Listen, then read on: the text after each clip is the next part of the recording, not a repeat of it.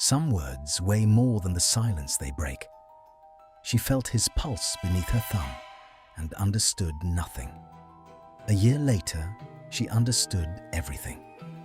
This is the story of 4 minutes, 1 word, and the silence that held them both.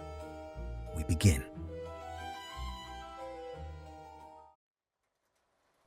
The mirror in the 7th year girls' dormitory had been enchanted, somewhere in the previous century, to murmur small encouragements at whoever stood before it. Tonight it had gone quiet. Perhaps it understood, in whatever way enchanted glass understood anything, that compliments would be an interference. That Hermione Granger did not need to be told she looked lovely. That she needed, instead, to be left alone with the strange, narrow person staring back at her, whom she was not entirely certain she recognized. The dress was the color of bruised plums. Lavender had chosen it with her, weeks ago, in a Hogsmeade shop that smelled of beeswax and old silk.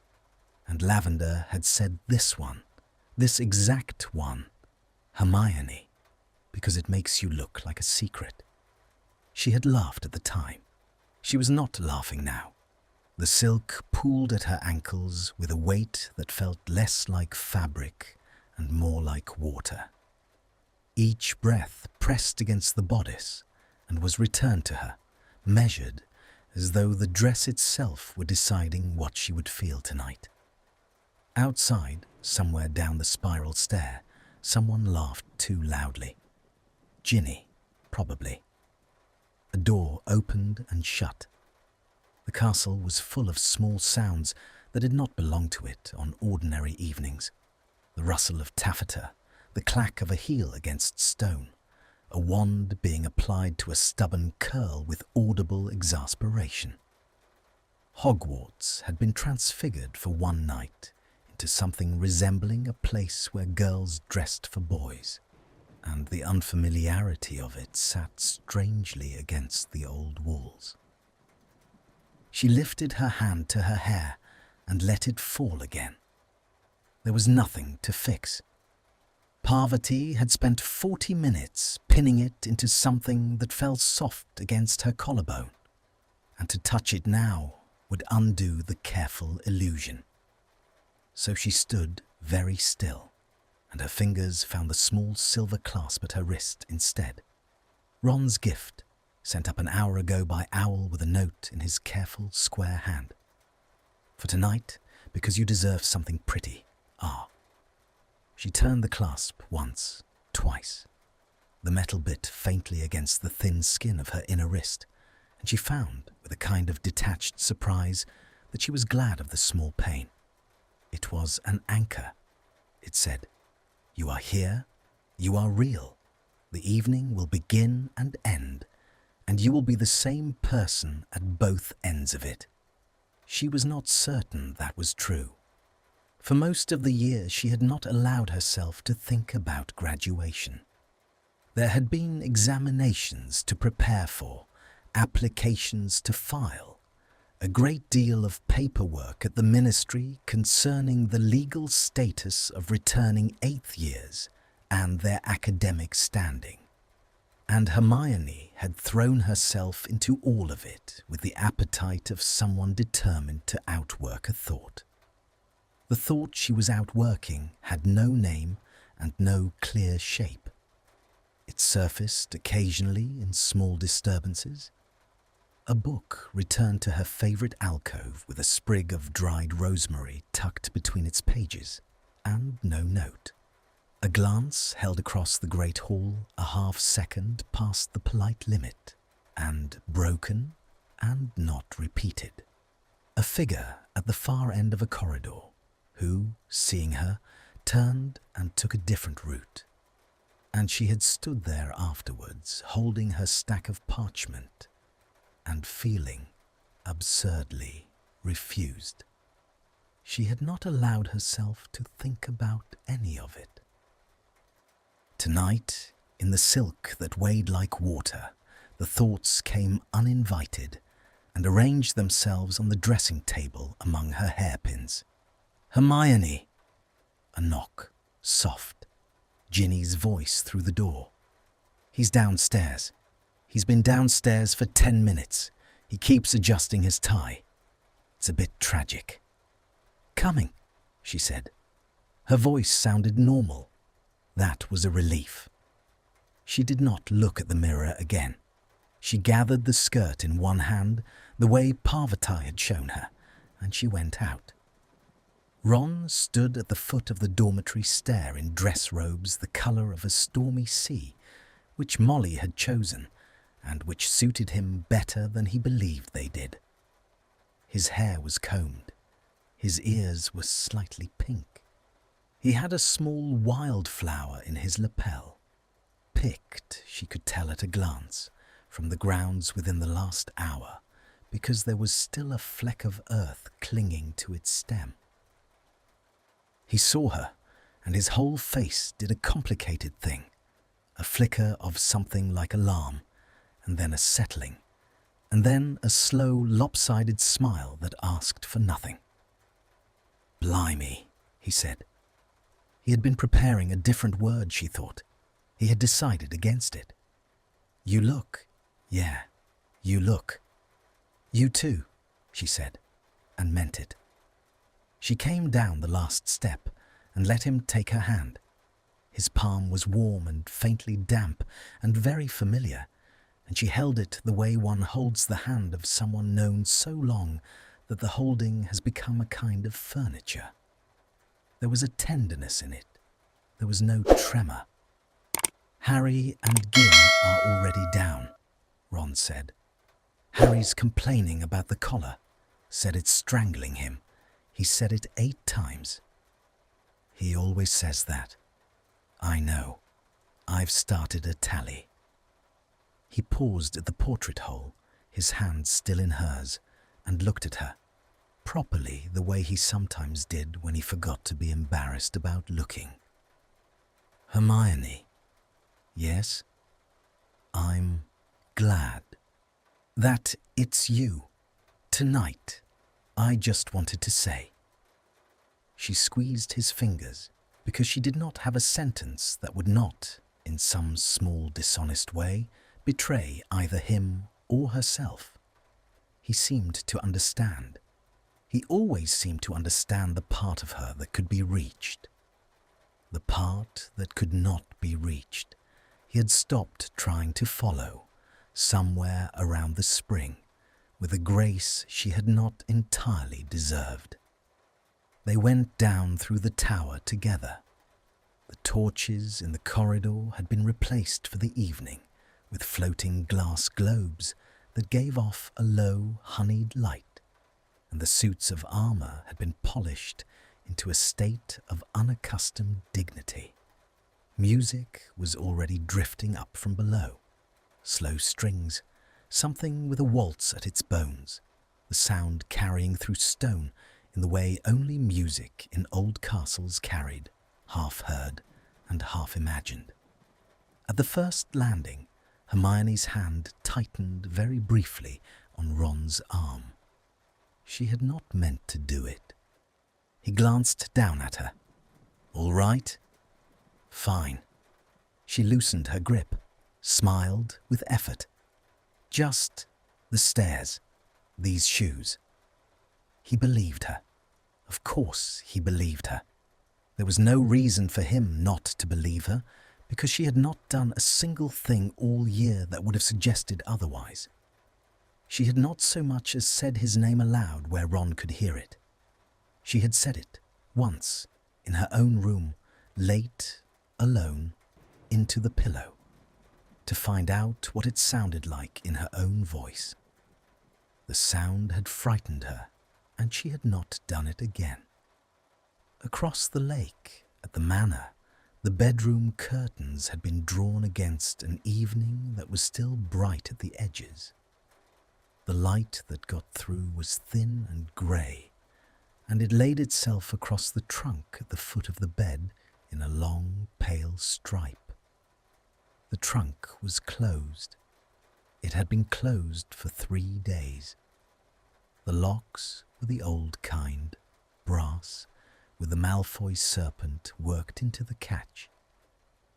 Inside, it were 16 books, 4 sets of robes appropriate to a colder climate, a small velvet pouch of his mother's choosing, and a letter he had not yet decided whether to leave behind. He stood at the window in shirt sleeves, one hand braced on the casement, the other holding a half-finished glass of something amber that he had no intention of finishing. His tie hung loose around his neck. His hair, which Pansy would presently come in and despair of, was unbrushed.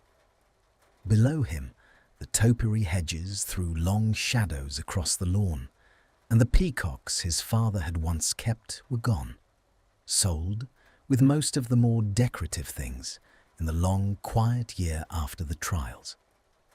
The room behind him was a museum of someone he no longer entirely was.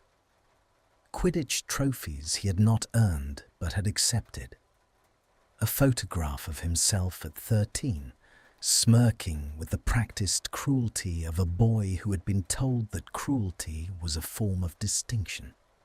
The Slytherin tie of his 5th year, which he had kept for reasons he could not articulate. He did not look at any of it. He looked at the lawn, and at the line where the lawn met the dark wall of the hedge, and he thought about the dawn portkey arranged for the morning after the dance, and the small flat in a city where no one would know his name beyond the one he had written on the lease. He had not told her. He had not told anyone outside the necessary 3. His mother, who had wept once and then never again. The ministry official who had processed the international transfer with board efficiency. And the man in the city who had offered him the position, a former colleague of Severus's, who had asked no questions about Draco's last name beyond what was required for the paperwork. He had not told her. He had practiced in his head 100 versions of telling her. Each one was worse than the last. In each one, the version of him who was speaking was a version he despised, theatrical, self-pitying, asking for something he had no right to. He had abandoned the project of telling her sometime in March. By April, he had begun to construct instead the careful architecture of leaving without telling her, which required only that he avoid her in corridors and return her books anonymously, and never, under any circumstances, look at her for longer than a heartbeat at a time. He had managed it. He was rather proud of having managed it. The pride tasted of nothing. A knock. He did not turn. Draco. Pansy. The door opening without permission, as it always had. "You're not dressed. The carriages leave in 20 minutes. Draco." "I heard you." "You're standing at a window in your shirt sleeves drinking fire whiskey like a poet. Stop it. Get dressed. I've spent 4 hours on this hair. The least you can do is meet me halfway." He turned. She was, in her way, magnificent. Emerald silk, sharp shoulders, a single ornament in her hair that caught the lamplight in slivers. She looked at him with the expression she had perfected over 7 years, the one that pretended exasperation and meant something softer, which she would have died before naming. He set the glass down. He let her cross the room to him and seize the ends of his tie and begin the small, brisk business of making him presentable.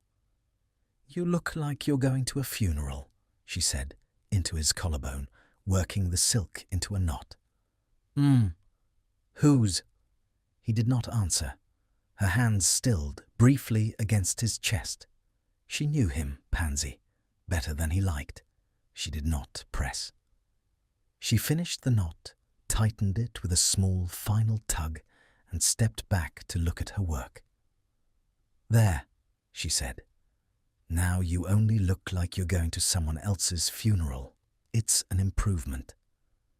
He found with some surprise that he could smile, a small one.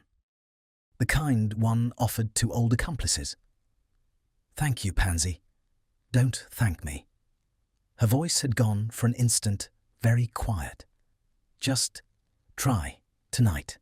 Whatever it is you're doing, try." He looked at her. He thought she might at last be about to ask. He braced for the question. She did not ask. She reached up, brushed a piece of hair from his forehead with the kind of impersonal precision a sister might use, and turned away to the mirror to inspect her own reflection one final time. Beyond the window, the sky had begun to deepen towards violet. Somewhere across the long, dark stretch of countryside, at the castle by the lake, the music had already started. The carriages came up the long drive at dusk, drawn by the thestrals whose silhouettes had become, since the war, no longer invisible to most of those who rode behind them. The students who could see them did not speak of seeing them. They climbed in, smoothed their skirts, and looked instead at the lanterns that had been hung along the avenue for the occasion. Small glass spheres swaying on enchanted hooks, throwing pools of amber light that slid across faces and were gone. Hermione sat with Ron and Harry and Ginny in one of the carriages near the front of the procession. The seat was velvet, threadbare at the corners, and the small movement of the wheels over the gravel gave the ride a constant low vibration that travelled up through the spine and settled somewhere behind the breastbone. Ginny was talking. Harry was answering. The words went past her like weather.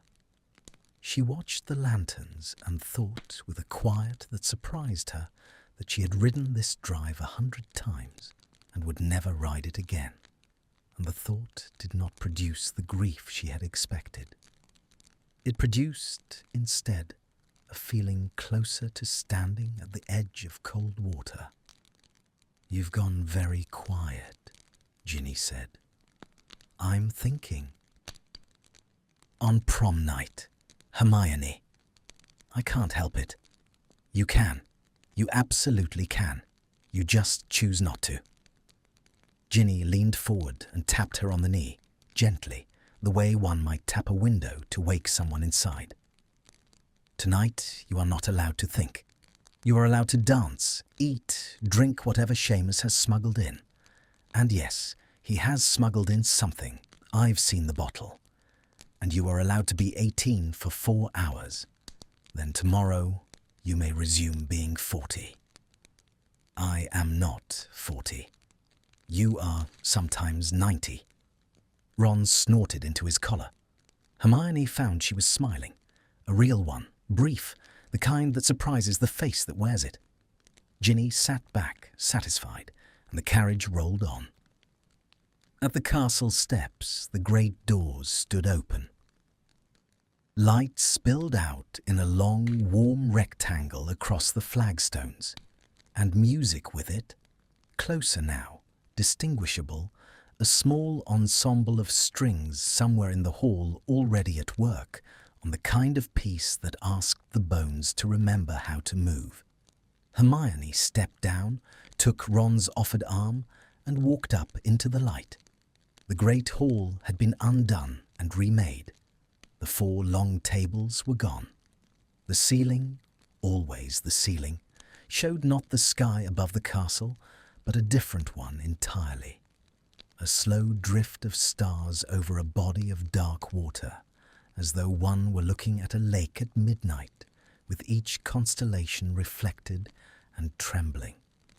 The walls had been hung with banners, not of the 4 houses, but of all of them woven together, the colours softened by the low light into something more like dusk than heraldry. candles floated, lower than they normally floated, close enough that one could feel the small warm pocket of air each one carried with it. Enchanted ivy climbed the columns and the rafters, and where the ivy reached its limit, it produced small white flowers that opened, closed, opened again, as if breathing. She stood for a moment in the doorway and let it strike her. Even after 7 years of this castle's small, impossible beauties, the room undid her a little. Ron, beside her, made a small noise that was not quite a whistle and not quite a sigh. "Bloody hell," he said. "McGonagall didn't do it by halves. She never does." Across the hall, near one of the columns, Lavender was already waving at her with the entire arm, eyes wide, mouthing something that looked like "You look amazing."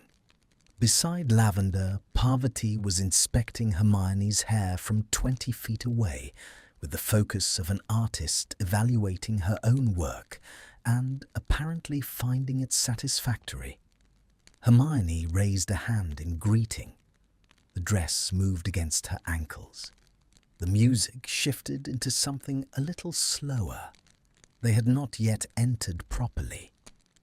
They were still standing in the threshold, and she had not yet looked further into the room.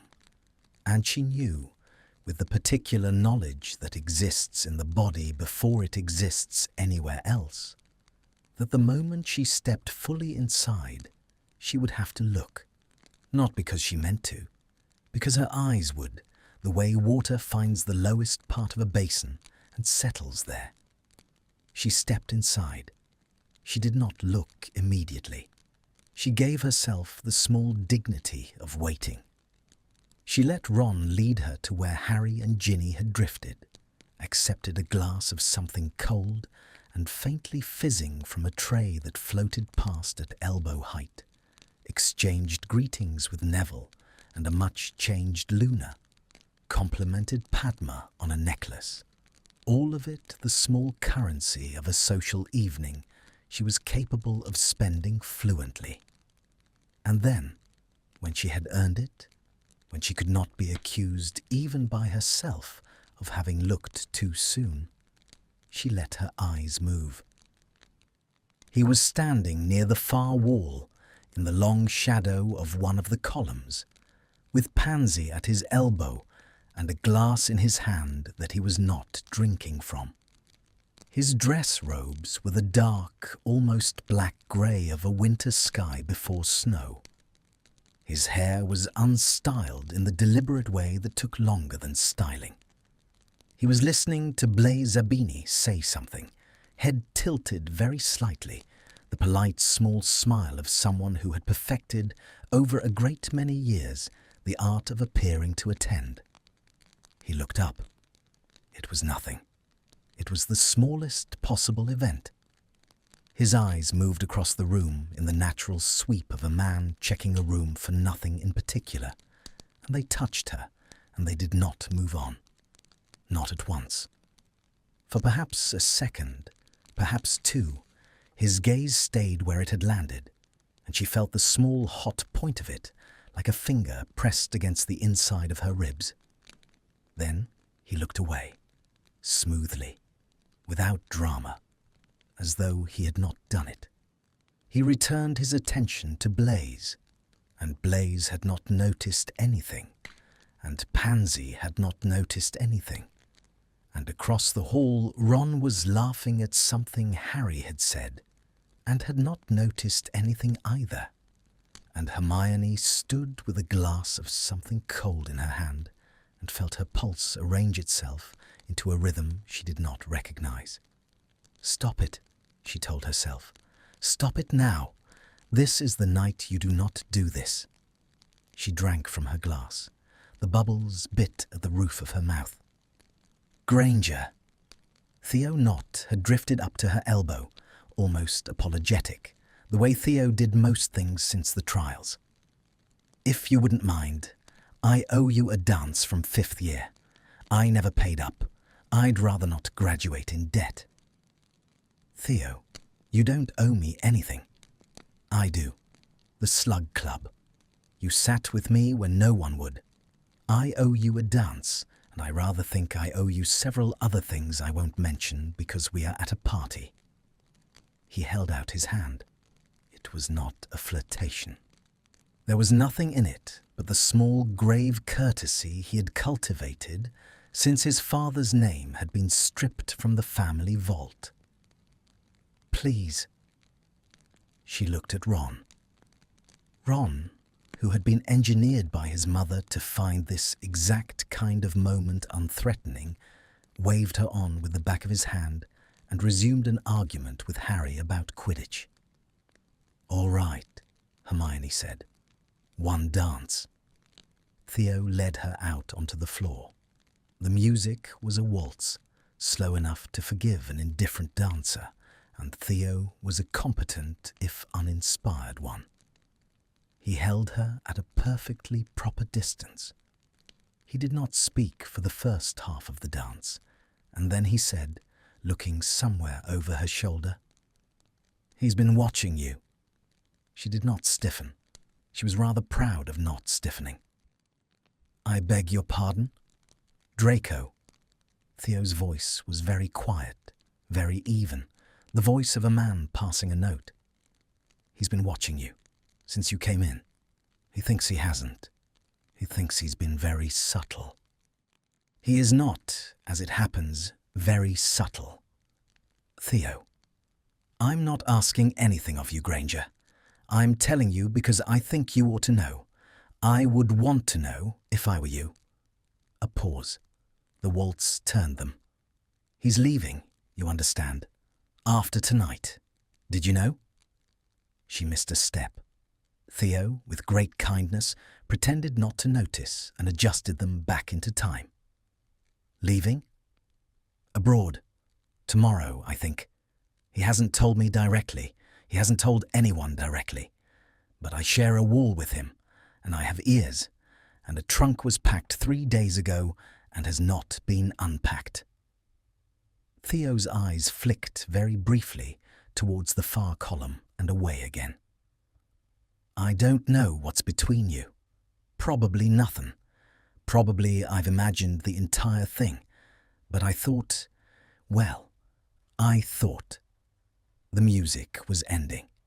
He bowed over her hand with a formality entirely at odds with the conversation, and he said in his ordinary voice, loud enough to be heard, "Thank you, Granger.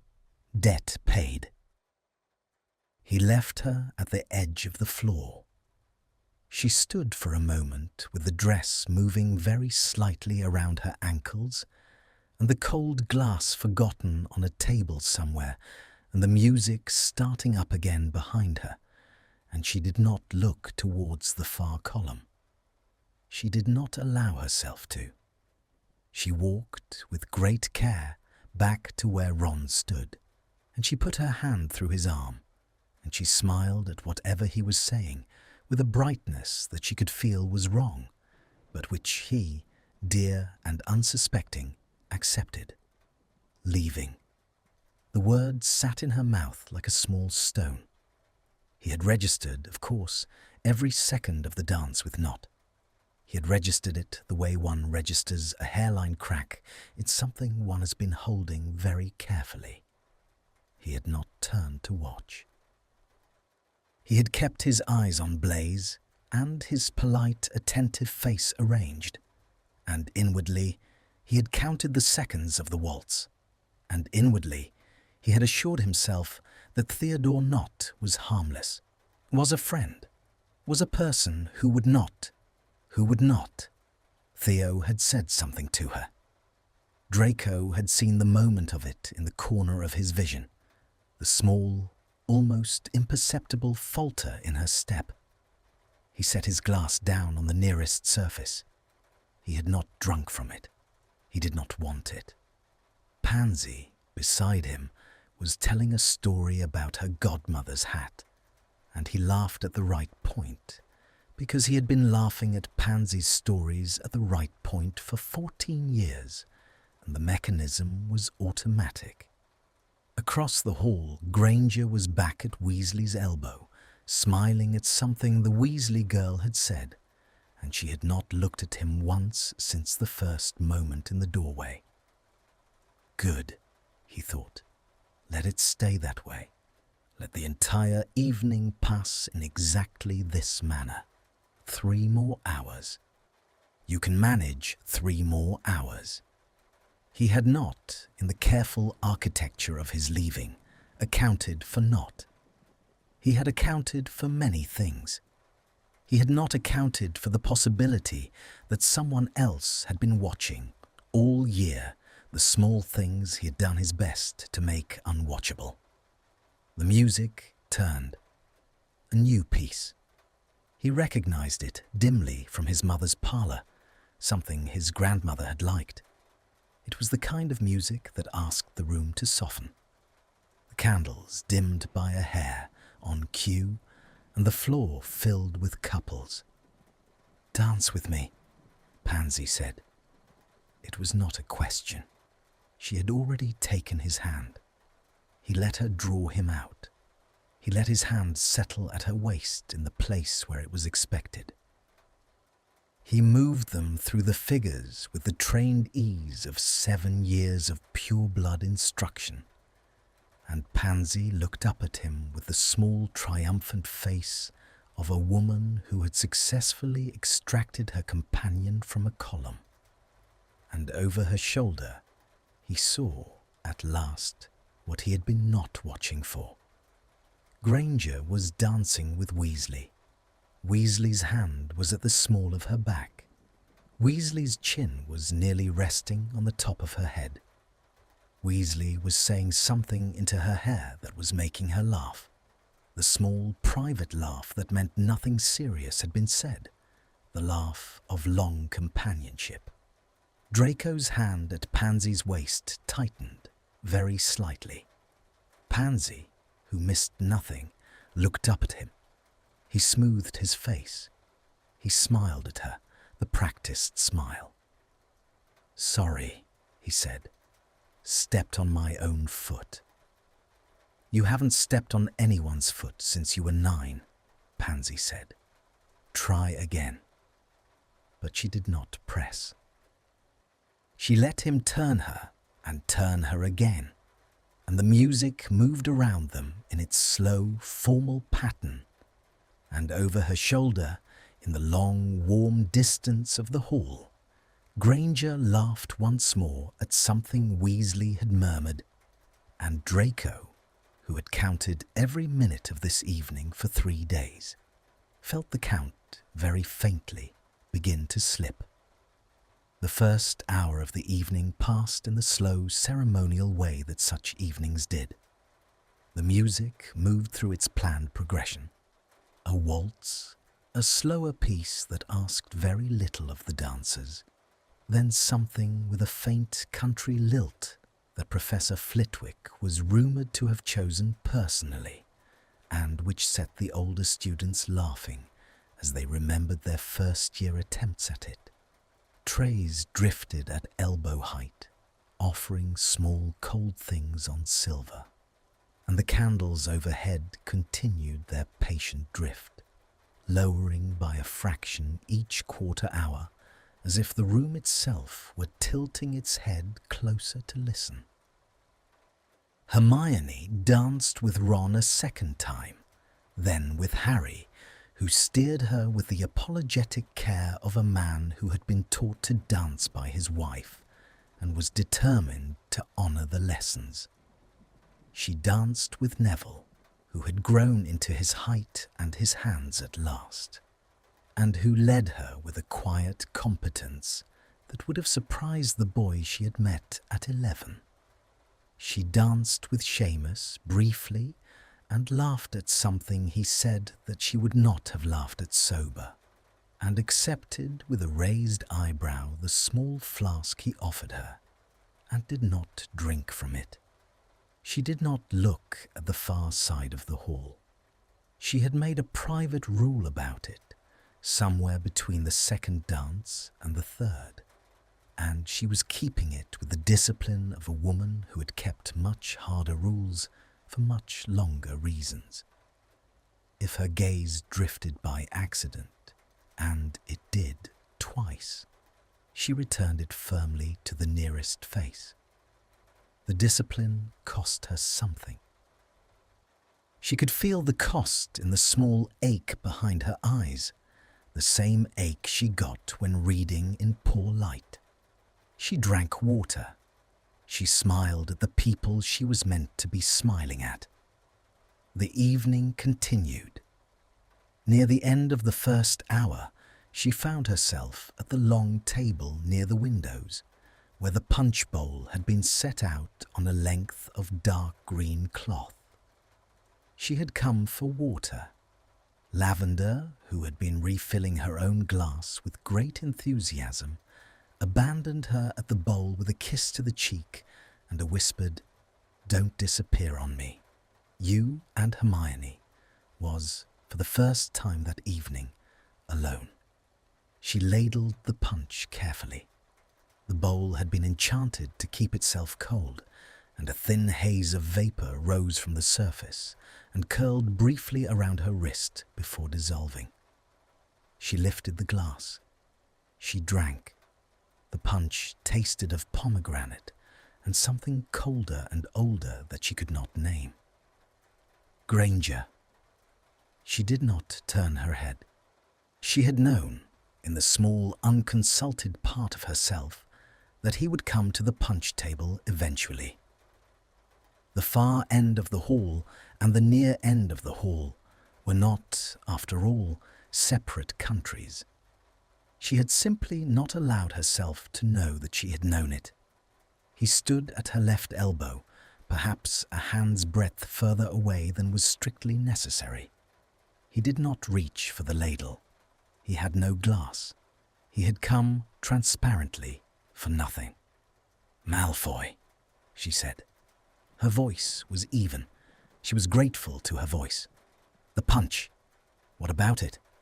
Is it drinkable?" "It's punch." That is not, in fact, an answer. She turned then. She had to. He was looking not at her, but at the bowl, his profile turned 3/4 away from her, and the candlelight caught along the line of his jaw and the faint, paler line of an old scar at his temple that she had never been close enough to see before. The scar was small and very fine, the kind of mark left by a thing that had only narrowly missed doing worse. She looked at it for perhaps a second longer than she had meant to, and she felt her face warm, and she looked back at the bowl. "It's pomegranate," she said, "and something else. I can't place it." "Blackthorn," he said. "It's blackthorn. My mother makes it at the New Year." "Oh?" "It is, in my opinion, drinkable. I take no responsibility for your opinion." She did not laugh. She nearly laughed. The nearness of the laugh was, in itself, a small disaster. She lifted her glass again and drank, because drinking was something to do, and the cold punch went down and steadied her. He still had not turned to face her. He was looking at the bowl as though it required his close attention. His hands were clasped behind his back in the formal posture of his earliest schoolroom training. From the side, she could see the small movement of his jaw, the muscle working once and stilling. He was, she understood with a sudden and complete clarity, finding it as difficult to stand here as she was. The understanding rearranged something inside her chest. "Malfoy," she said. "Yes." "Why are you at the punch table?" There was a silence. It was perhaps 3 seconds long. 3 seconds at that distance, in that light, with the music behind them, and the small vapour rising between them, was a very long silence. "I do not," he said very quietly, "have a satisfactory answer to that question." She set her glass down. She did not know what she would have said next. She would never know, because at that exact moment, a voice from somewhere behind her shoulder called, bright and unsuspecting. "Hermione! There you are. Min's looking for you. She wants you to settle a bet about the charm's practical." It was Padma. She came up to the table all in a rush of red silk and apology, and she did not register the man at Hermione's elbow at all. Or she registered him, perhaps, and chose with great Ravenclaw tact to behave as though she had not. She took Hermione's arm. She was already drawing her away. Hermione looked back. Once. She could not help it. Malfoy had not moved. He was still standing at the punch table with his hands clasped behind his back, looking at the bowl. He did not look up to watch her go. He gave her, in that moment, the small mercy of pretending the conversation had not happened. She let Padma lead her across the hall to where Minerva McGonagall. Minerva, she thought, with a small inward jolt, because she had been instructed at the start of the evening to use the name and was still unused to it, stood holding court near the dais, and she settled the bet, and she laughed at the right places, and she did not allow her eyes to travel back to the punch table even once. Why are you at the punch table? I do not have a satisfactory answer to that question. She turned the sentences over in her head while she nodded at something Min was saying. They were the most honest words he had ever spoken to her. She was almost certain of it. And he had spoken them looking at a bowl with his hands behind his back, like a boy reciting in a room he did not wish to be in. Leaving, she thought. He is leaving tomorrow. Theo said so. She did not know what to do with the information. She had never, in her life, not known what to do with information. Draco stood at the punch table for perhaps a full minute after she had been drawn away. He did not look towards where she had gone. He looked at the bowl and at the small curl of vapour, and at his own hands which he had unclasped from behind his back, and which he was now using to take the ladle and pour himself a glass he did not want. That, he told himself, with a quiet, surgical fury, was extraordinary. That was, in fact, the single stupidest thing you have done in a year of stupid things. You crossed a great hall. You crossed a great hall, Draco, in full sight of 200 witnesses, including your mother's third cousin, to stand at a punch bowl and ask her if the punch was drinkable. Why? Why did you do that? What did you imagine the next sentence was going to be? What were you planning to say? He drank the punch. It was very cold. It was, in fact, drinkable. He had no plan. That was the answer. He had no plan.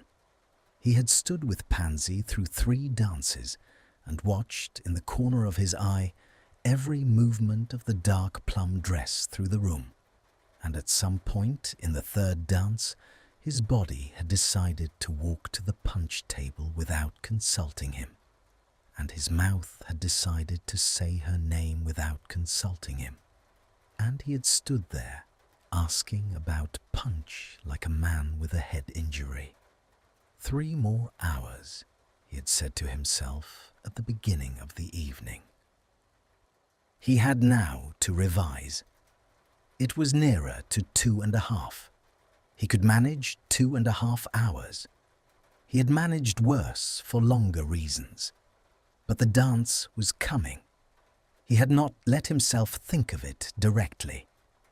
McGonagall had announced, in the staff briefing she had given to the 8th years that morning, that at midnight there would be a dance of thanks, and that the partners for it would not be chosen by the dancers, but by the room. A small old enchantment she had apparently revived from some pre-war tradition. in which one was paired with someone to whom one had something unsaid. Most of the 8th years had laughed. Most of them, he suspected, had not understood what the enchantment actually did. He had understood. He had felt his stomach tighten. He had been planning, vaguely, to leave the hall just before midnight, to be in the corridor on some manufactured errand when the announcement came, to return afterwards when the dance was safely over and the pairings had been forgotten. He did not think now that he was going to do that. He did not entirely know why. "You crossed the hall," said Pansy at his elbow. He had not heard her come up. She had a glass in her hand and a small, careful, dangerous expression on her face. "I watched you do it. You crossed the entire hall. I wanted punch. Draco. The punch is drinkable. My mother's recipe. I'm pleased. Draco." She had lowered her voice. They were standing close enough that no one at the table could have heard. "I have known you since we were 6. I do not, as a rule, ask questions about things you do not wish me to ask questions about. But I am going to ask you one question, and I am going to ask it once, and then I am going to drop the matter for the rest of the evening. Do you understand?" He looked at her. She was small and sharp, and entirely herself in her emerald silk, and her eyes were doing the thing they did when she was about to be kinder than she wished to be. "Yes," he said. "Is it her?" He did not pretend not to understand. He owed Pansy at least that. He did not answer for a long moment. He looked over her shoulder, at the candles, at the slow dark drift of the false ceiling, at the place across the hall where a dark plum dress was now in conversation with the headmistress and laughing at something. He looked back at Pansy. "Yes," he said, very quietly. "It is her." Pansy nodded, once, briskly, as though he had confirmed a small administrative matter. "All right," she said. "Then for the love of Salazar, Draco, when midnight comes, do not run." "I wasn't." "You were. You were going to invent an errand. You had the face. I have seen it before. You had it the night your father—" She stopped. She did not say it. She rarely did. "You had the face. Don't run, Draco. Whatever it is, whatever you mean to do or not do, don't run from it in front of 200 people on the last night." She squeezed his wrist, briefly, hard enough that he felt the bite of her rings. Then she turned, with the small, queenly motion she had perfected at 12, and walked back towards the center of the hall. He stood at the punch table with the empty glass in his hand. Across the hall, the music had shifted into something slower, and the candles had drifted, very slightly, further down. It was 11 o'clock. He could feel the hour, the way one could sometimes feel the turn of a tide. There was less than an hour now. The trunk in his bedroom was packed. The portkey was arranged. The letter he had not decided whether to leave behind was on his desk in an envelope on which he had not yet written a name. He set the glass down on the table. He turned, at last, and let himself look, properly, openly, for the first time that evening, across the room to where she was standing. She was already looking at him. It was the smallest exchange. A look across a crowded room, neither of them smiling, neither of them moving. It lasted perhaps 3 seconds. It might have lasted longer. Time in the great hall had, by that point in the evening, begun to do peculiar things, stretching and contracting around the small private moments that the dancers were having without admitting that they were having them. She looked away first. She had to. Min was still speaking to her, and to be caught staring across a hall at Draco Malfoy by Minerva McGonagall would have required explanations she did not possess. She returned her attention to the headmistress with a small, clean snap of a book closing. Min, who missed nothing and pretended to miss a great deal, did not remark on it. She continued the story she had been telling about a charms examiner in 1962. Hermione listened, or appeared to listen, and nodded at the right places. Across the hall at the punch table, Draco set his glass down a second time and walked with the careful, unhurried gait of a man who has decided not to run, back to where Blaise and Theo stood near one of the columns. Theo glanced at him. Theo's face did the smallest possible thing, a flicker, no more, and returned to neutrality. Blaise, who had been talking, did not break stride. The music shifted, a new piece. The candles overhead had drifted now to perhaps 8 feet above the heads of the dancers, low enough that their warmth could be felt on the crown of the head, low enough that the wax, which was not real wax but the enchanted equivalent, gave the air a faint golden softness. Couples were forming up for what was clearly going to be one of the longer pieces of the evening. Ron appeared at Hermione's elbow with the air of a man performing a duty he intended to perform well. "May I?" he said. She put her hand in his. They went out onto the floor. He was a better dancer than he had been at 15.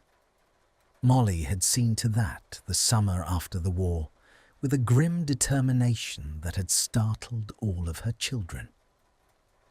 He led Hermione through the opening figures with a quiet competence that asked nothing of her except to follow, and she followed, and she rested her forehead briefly against the rough wool of his shoulder, because he was warm and known and uncomplicated, and because she was suddenly, intensely grateful for those 3 things. "Tired?" he murmured. "A bit. We can sit one out after this." "No, I'm all right." He turned them. He smelled of the sandalwood soap his mother had packed in his trunk at the start of the year, and of the faint outdoors smell that he never quite lost, no matter how many baths he took. She let herself rest against him for one more measure of the music. Then she lifted her head, because to remain there would have been a small kindness she was not in a position to honestly give. "Ron." "Thank you. For tonight." "For tonight what?" "For all of it. For coming with me. For being you." He laughed, soft into her hair. "That's a low bar, Hermione. Being me. I manage it most days." "It isn't a low bar. Not tonight." He held her a little closer, briefly, in the way that meant he had heard something she had not said, and that he was not going to ask her to say it. He had become, in the last year, a person who knew when not to ask. She did not know precisely when this had happened. She was grateful for it and obscurely sorry about it at the same time. They danced the rest of the piece in silence. When it ended, he led her off the floor and fetched her another glass of water without being asked, and he kissed the top of her head with the absent fondness of a man kissing a sister, and he went to find Harry. He did not look back. He did not seem to expect her to follow. She stood for a moment at the edge of the dance floor with her glass of water and watched him go. He knows, she thought. He has known for a while, possibly longer than I have. He is being kind to me about a thing I have not yet had the courage to be honest with him about, and he will continue to be kind to me about it, and I do not deserve him. The thought was not romantic. It was the cold, honest accounting of a woman who had always preferred to know her debts. She drank the water. She lowered the glass. Across the hall, near the column, Malfoy had not moved. He was listening to Blaise. He was not, this time, looking at her.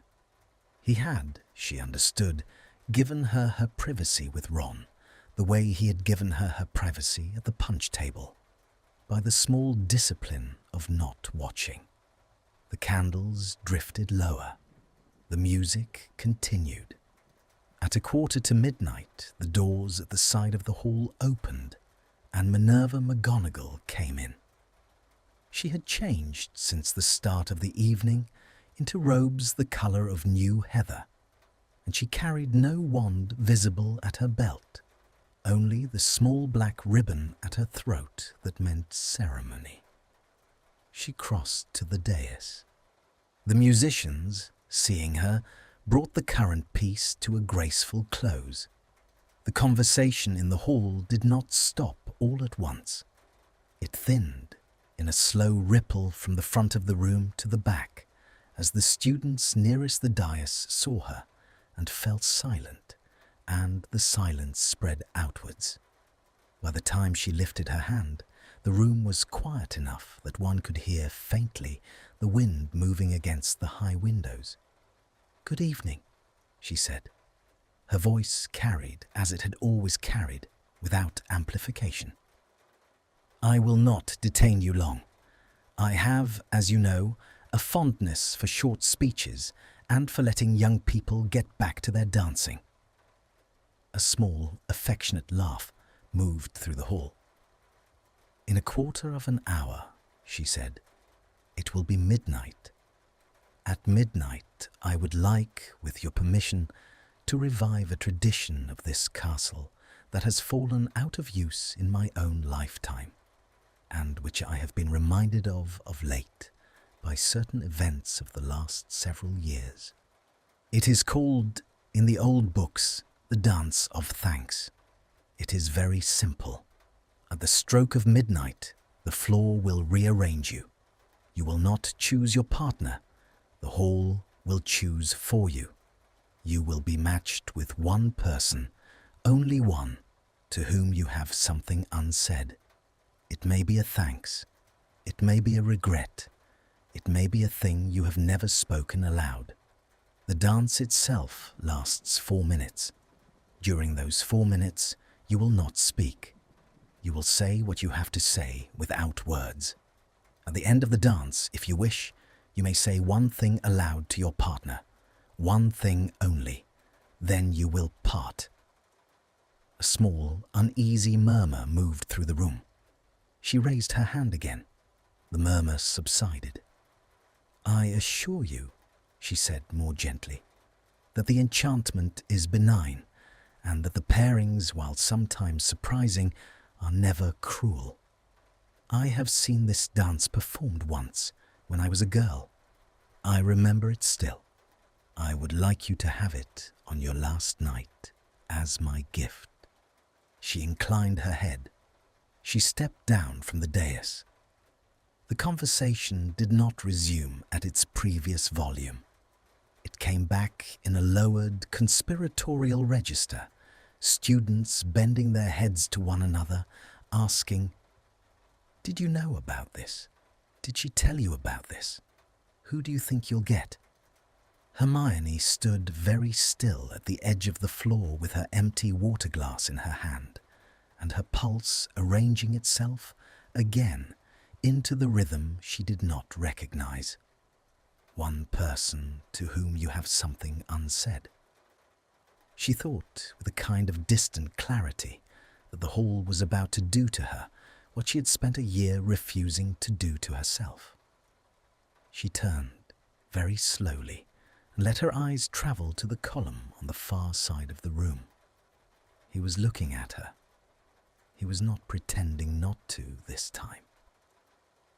He was looking straight at her across the candlelit air. And his face was the face of a man who had heard the same announcement she had heard, and who was performing, behind his eyes, the same private and terrible arithmetic. Pansy stood beside him with her hand on his sleeve. Hermione saw, even at that distance, the small movement of Pansy's lips as she said something to him. Hermione saw Draco shake his head, once, without looking at Pansy. Pansy let go of his sleeve. The minutes between then and midnight were the longest of Hermione's life. They were also the shortest. She would later remember them only in fragments. Ron coming back to her elbow and asking if she'd heard McGonagall's speech, and her saying yes, and being unable to recall, 3 seconds later, whether he had answered. Lavender clutching her wrist and whispering, "What if I get Cormac? Hermione, what if I get Cormac?" And Hermione laughing, a small thin laugh, and not knowing what she had said in reply. Ginny appearing at her other elbow and saying, very quietly, "Are you all right?" And Hermione saying yes, in a voice that Ginny clearly did not believe. The candles drifted lower. The musicians had set their instruments down. The hall waited, the way old rooms know how to wait. Somewhere in the corridor outside, a clock began to strike. It struck once. It struck twice. By the third strike, the floor of the hall had begun, very gently, to shift. Not move exactly, but suggest a movement, a low warm pull at the soles of the feet, the way a tide pulls at the ankles before one has noticed that one is standing in water. By the 5th strike, Hermione was walking. She had not chosen to walk. Her feet were moving her with a slow inevitability that was not unpleasant towards the center of the floor. Around her, all through the hall, the other students were doing the same, drifting with that same gentle pull out of their groups and their corners and their conversations towards the open space where the dance would be. She did not look at where her feet were taking her. She did not need to. She knew. The knowing was in her chest and in her wrists, and in the small hot point behind her sternum that had been there since the moment in the doorway when she had first looked across the hall. The clock struck 12. The pull released her. She stopped. She lifted her eyes. He was standing opposite her, perhaps 4 feet away. His hands were at his sides. His face had gone very still, the way water goes still when a wind dies. Around them, in the wide circle of the floor, the other students were finding themselves opposite their own partners. A small ripple of soft exclamations, a few muffled laughs, 1 or 2 quiet exhalations that might have been relief or might have been something else. Hermione registered none of it. She registered only the 4 feet of candlelit air between herself and Draco Malfoy, and the slow, steady fact that neither of them was moving. The musicians lifted their instruments.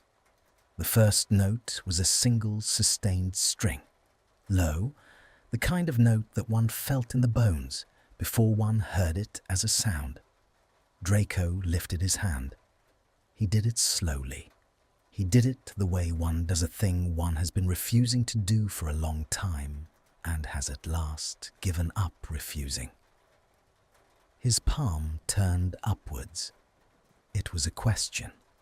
It was the only question that was permitted under McGonagall's enchantment to be asked.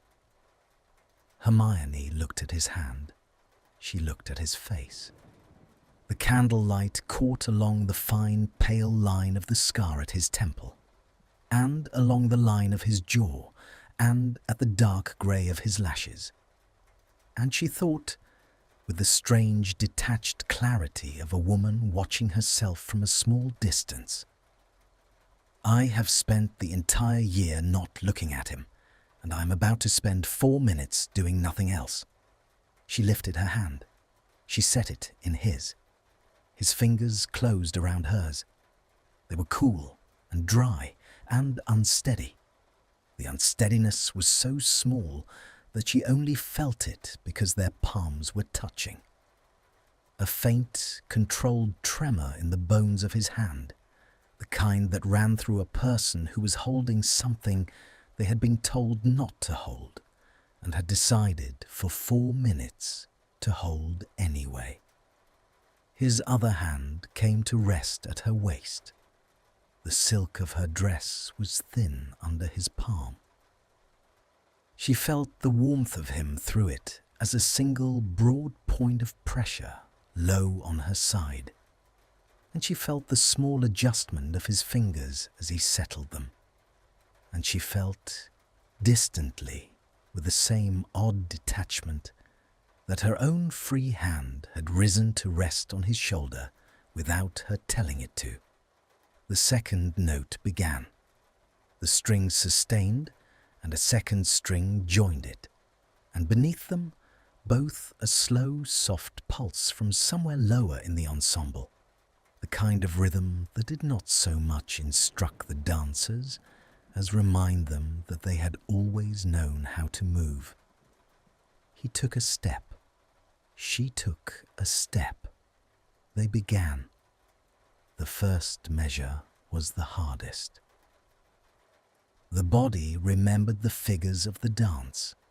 Every pure-blood child was taught them, and every muggle-born had been drilled in them at the start of 4th year for the Yule Ball. But the body had never been asked to perform them at this particular distance from this particular person. And for the first 8 beats, Hermione moved as though through water that had not decided whether to hold her up.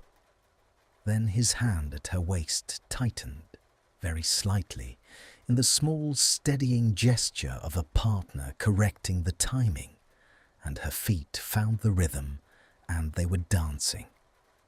She did not look at his face. She had decided in the half-second before the music began that she could not. She looked instead at the small patch of dark grey wool below his collarbone, where her free hand was not quite resting and not quite floating, and she breathed, and she let him lead her through the slow opening turn that took them away from the centre of the floor and outwards into the wide circle of other dancing pairs. She could feel him breathing. She could feel it through the place where her palm sat on his shoulder, the small, steady rise and fall, slightly too fast, the rhythm of a man who was working to keep his breath even and was succeeding only by concentrating on it. She could feel his pulse, faintly, where his wrist brushed the inside of hers as his hand cupped her hand. It was running quick, quicker than the music, quicker than her own, she thought, and then she thought about her own pulse and lost count of it entirely. 4 minutes, she told herself. It is 4 minutes. It is the length of a piece of music. It will end. The thought was not a comfort. It was the opposite of a comfort. The thought was, she understood with a sudden quiet pain, the whole problem. He turned them. The turn took them past the place where Ron and Hermione saw, through the slow swing of the figure, Luna Lovegood were dancing, Luna's hand on Ron's shoulder, Ron's face arranged into the determinedly polite expression of a young man whose midnight partner was Luna Lovegood, and who was making the best of it. Luna looked up briefly as Hermione passed, and her pale eyes registered Hermione, and registered Draco, and registered the small distance between them, and a slow, soft smile crossed her face, and she returned her attention to Ron without giving any sign that she had seen anything at all. The turn brought Draco's face for an instant very close to Hermione's hair. She felt, or imagined, the faint disturbance of his breath against her temple. The hand at her waist did not move. The hand holding hers did not move. He had not, in any measurable way, drawn her closer. And yet the 4 feet of candlelit air she had stood in at the start of the dance had become, somehow, no air at all. She lifted her eyes. She had not meant to. The decision was not made. Her eyes simply travelled, the way water finds the lowest part of a basin, up the line of dark grey wool and the white line of his collar and the pale skin of his throat and the small movement of his jaw, and at last to his face. And she looked at him. He was already looking at her. He must have been looking at her for some time. His face was very close to her own. The candlelight was warm along one side of his jaw, and the other side was in the soft shadow her own head was casting, and his grey eyes, which she had spent 7 years thinking of when she had thought of them at all as cold, were not cold. They were a great many things. None of them was cold. She did not look away. She could not.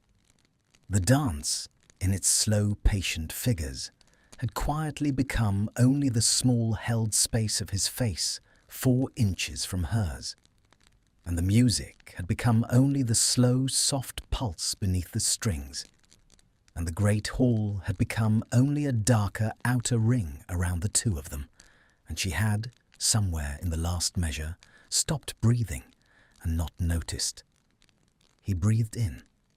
She heard it. It was a slow, careful inhale, as though he were drawing the breath through something narrow. His hand at her waist made the smallest possible adjustment, a fraction of a movement, a pressure of perhaps an ounce. And she stepped with the dance, and the step brought her closer to him by 1/2 an inch, and neither of them acknowledged it. "Tell me," she thought, with a sudden ferocity that astonished her. "Tell me. Tell me what you were going to say at the punch table. Tell me what Theo meant.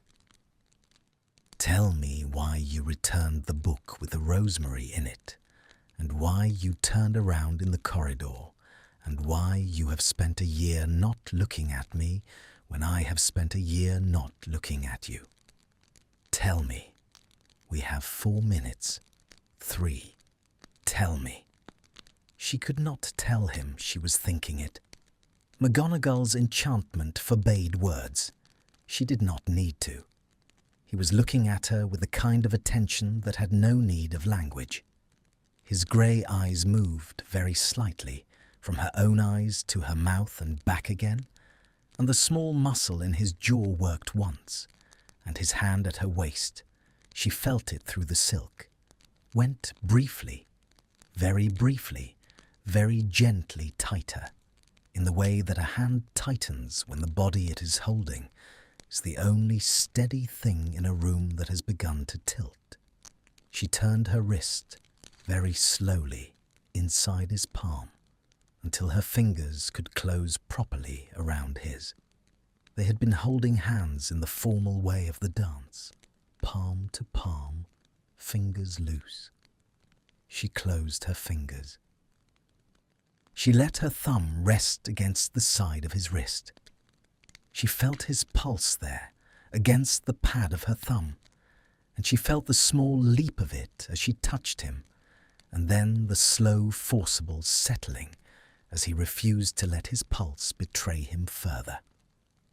A muscle moved in his throat. He swallowed. "Yes," she thought. "Yes. You see, I have a hand, and you have a hand, and they have been the same 2 hands for 7 years, and we have done nothing with them. Look, look, we could have done this." The music shifted. The second movement, slower than the first, the strings dropping for a moment, to leave only the low pulse and a single thin high note that floated above it like a held breath. The other dancers around them adjusted their rhythm. Draco adjusted his. The turn he led her through was smaller now, almost no turn at all, only a slow rotation in place, his hand at her waist and her hand on his shoulder, and the 4 inches of candlelit air between their faces holding steady, holding steady, holding steady. She let her forehead come forward. She did not place it against his. She brought it to within perhaps an inch, and then she stopped, because to place it against his would have been a thing she could not undo. He did not lean forward to meet her. He did not lean back to retreat. He held himself exactly where he was. She felt the warmth of his forehead at that small distance, like a fire one is standing close to, but has not yet decided to touch. She closed her eyes. It was the only thing she could give him that the enchantment would allow. She closed her eyes, and she let her hand at his shoulder slide, perhaps half an inch, until her fingers were at the warm, bare skin of the side of his neck, and she felt, through her fingertips, through the place where his pulse beat under thin skin, every single thing he was not saying to her. She felt him, in that moment, with a completeness that no kiss could have improved on.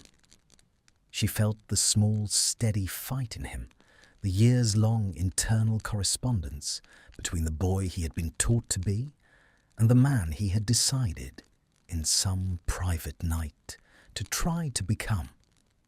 She felt the way his shoulders carried it. She felt the careful loneliness of the figure she had glimpsed all year at the far ends of corridors and at the edges of rooms, never approaching, always turning, the small, disciplined silhouette of a person who had decided that the kindest thing he could do for the people he had wronged was to remove himself from the rooms they were in. She felt all of it in the 4 inches of candle-lit air through her fingertips at the side of his neck, in the slow, steady beat of his pulse against her thumb. And underneath all of it, like a deeper note beneath a chord, she felt the thing he had come to the punch table to say and had not been able to, and the thing he had been about to say in the doorway of the library 3 months ago when Padma had called her name, and the thing he had written in the margin of the book he had returned with a sprig of rosemary in it, which had not been words at all, but only a small, careful line in pencil under a passage she had loved. She felt the thing. She knew its shape now, although she could not, even to herself, have named it. She opened her eyes. He was looking at her. His face was perhaps half an inch closer than it had been before she closed her eyes. His mouth was slightly parted. His grey eyes were wet, very faintly, at the inside corners. Not tears. Not yet. Only the small, bright glaze of a man holding his face in place by the kind of effort that left marks. He did not blink. He did not look away. He looked at her, and she at him, and the candles overhead drifted lower by a hair, and the music turned into the slow descending figure that meant the piece was approaching its end. No, she thought, with the small, sudden grief of a child being told it is time to leave a place she has only just understood she loves. No, not yet, not yet. The strings began the long, slow descending phrase. Around them, in the wide ring of dancers, the other couples were drawing into the closing figure. A slow turn, a step back, a release of hands.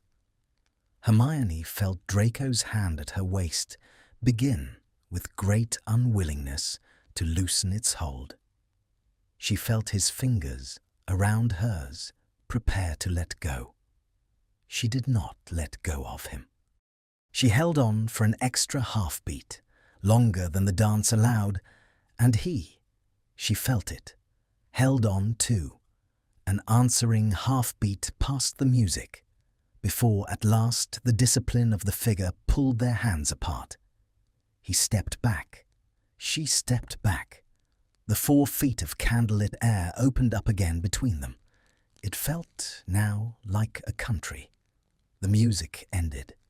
It ended on a single long note, sustained, fading, the kind of note that asked the dancers not to move until it had finished. Nobody moved. Around the hall, all through the wide ring, 200 eighth-year students stood opposite their partners in the soft, low light of the floating candles, and did not move, and did not speak. Some of them, Hermione would later learn, were weeping. Some of them were smiling. Some of them were holding their partner's hands still, refusing the closing figure, and would have to be gently separated by McGonagall a moment later when the spell released. She and Draco stood 4 feet apart. Their hands were at their sides. Their faces had not changed. They had not yet been given permission by the enchantment to speak. The long note faded. It thinned. It became almost not a note at all, only a small disturbance in the air, and then it was gone, and the great hall was silent. She watched his throat move. She watched him gather in the small, careful way of a man who had practiced the gathering a great many times, the single sentence the enchantment permitted him. She thought, in the half-second before he spoke, that she knew what he was going to say. She thought he would say her name. She thought, with a sudden lurch of the heart that almost frightened her with its hope, that he would say stay, or find me, or tomorrow. He looked at her. He said, goodbye. The word was very quiet. He did not raise his voice to deliver it. He spoke it in the same low, careful register in which he had asked her about the punch, and the word travelled the 4 feet between them without effort, the way a coin dropped into a still pool travels to the bottom without disturbing the surface very much at all. She did not understand it. That was the first thing. She heard it, and she watched his mouth shape it, and the sound entered her ears.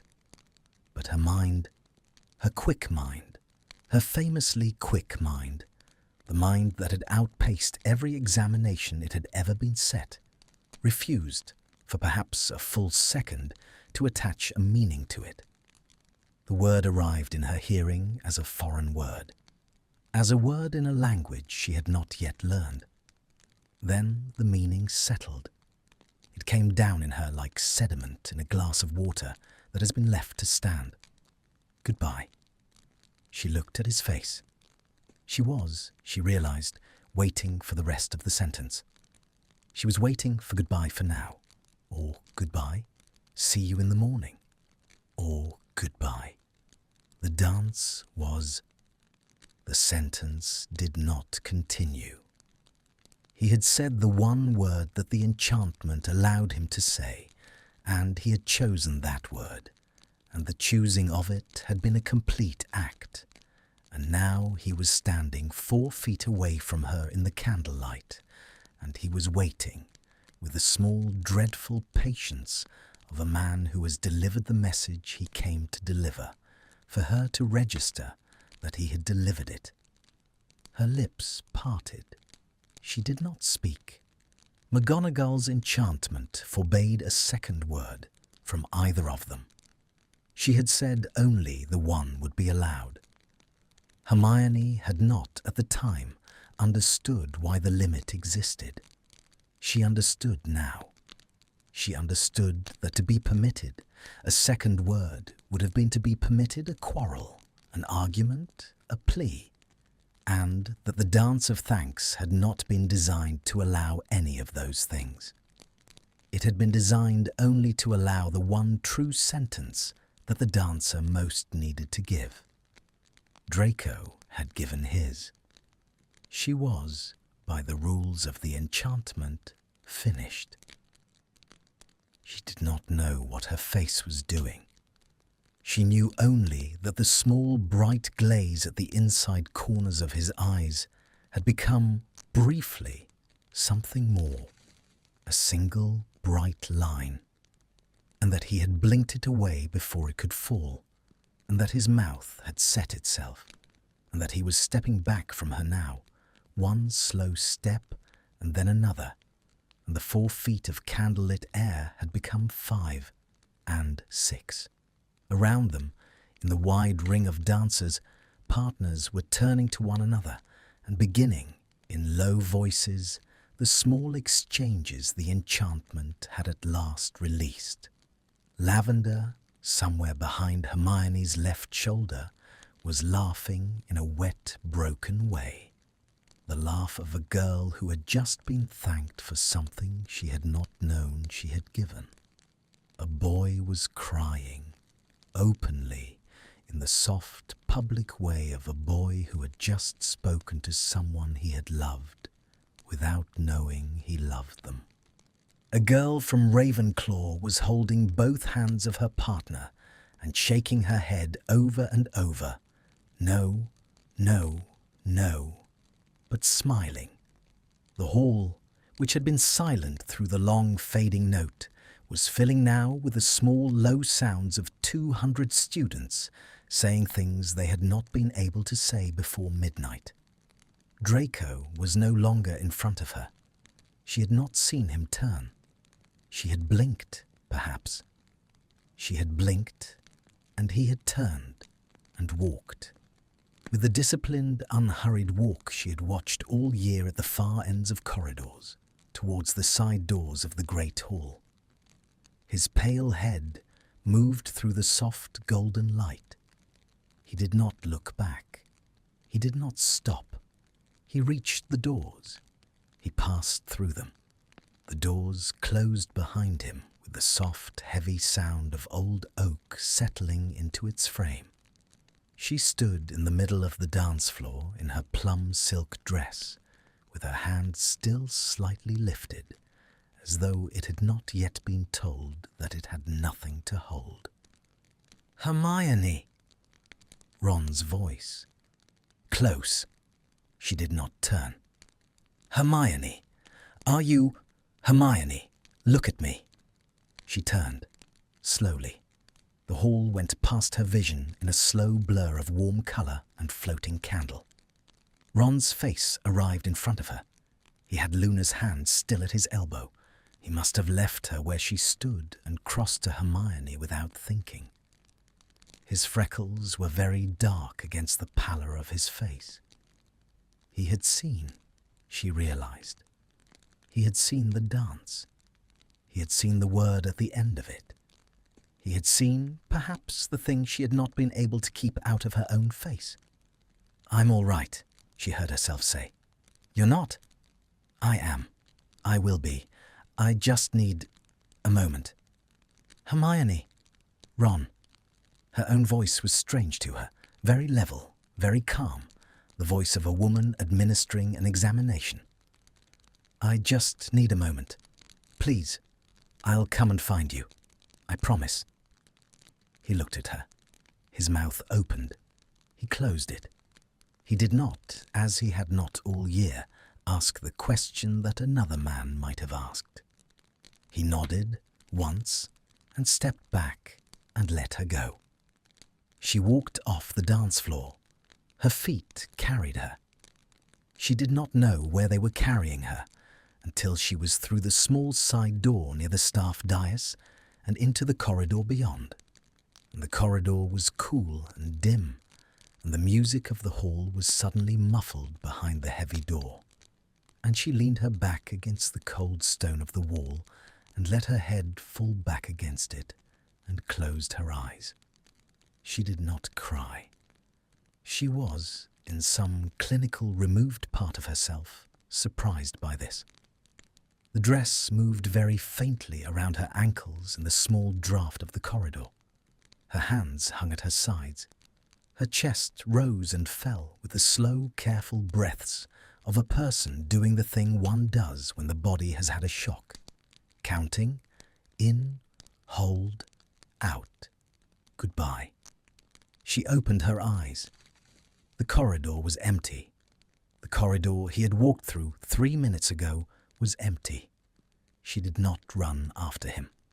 She thought, later, in the long year that followed, that she would never entirely forgive herself for not running after him.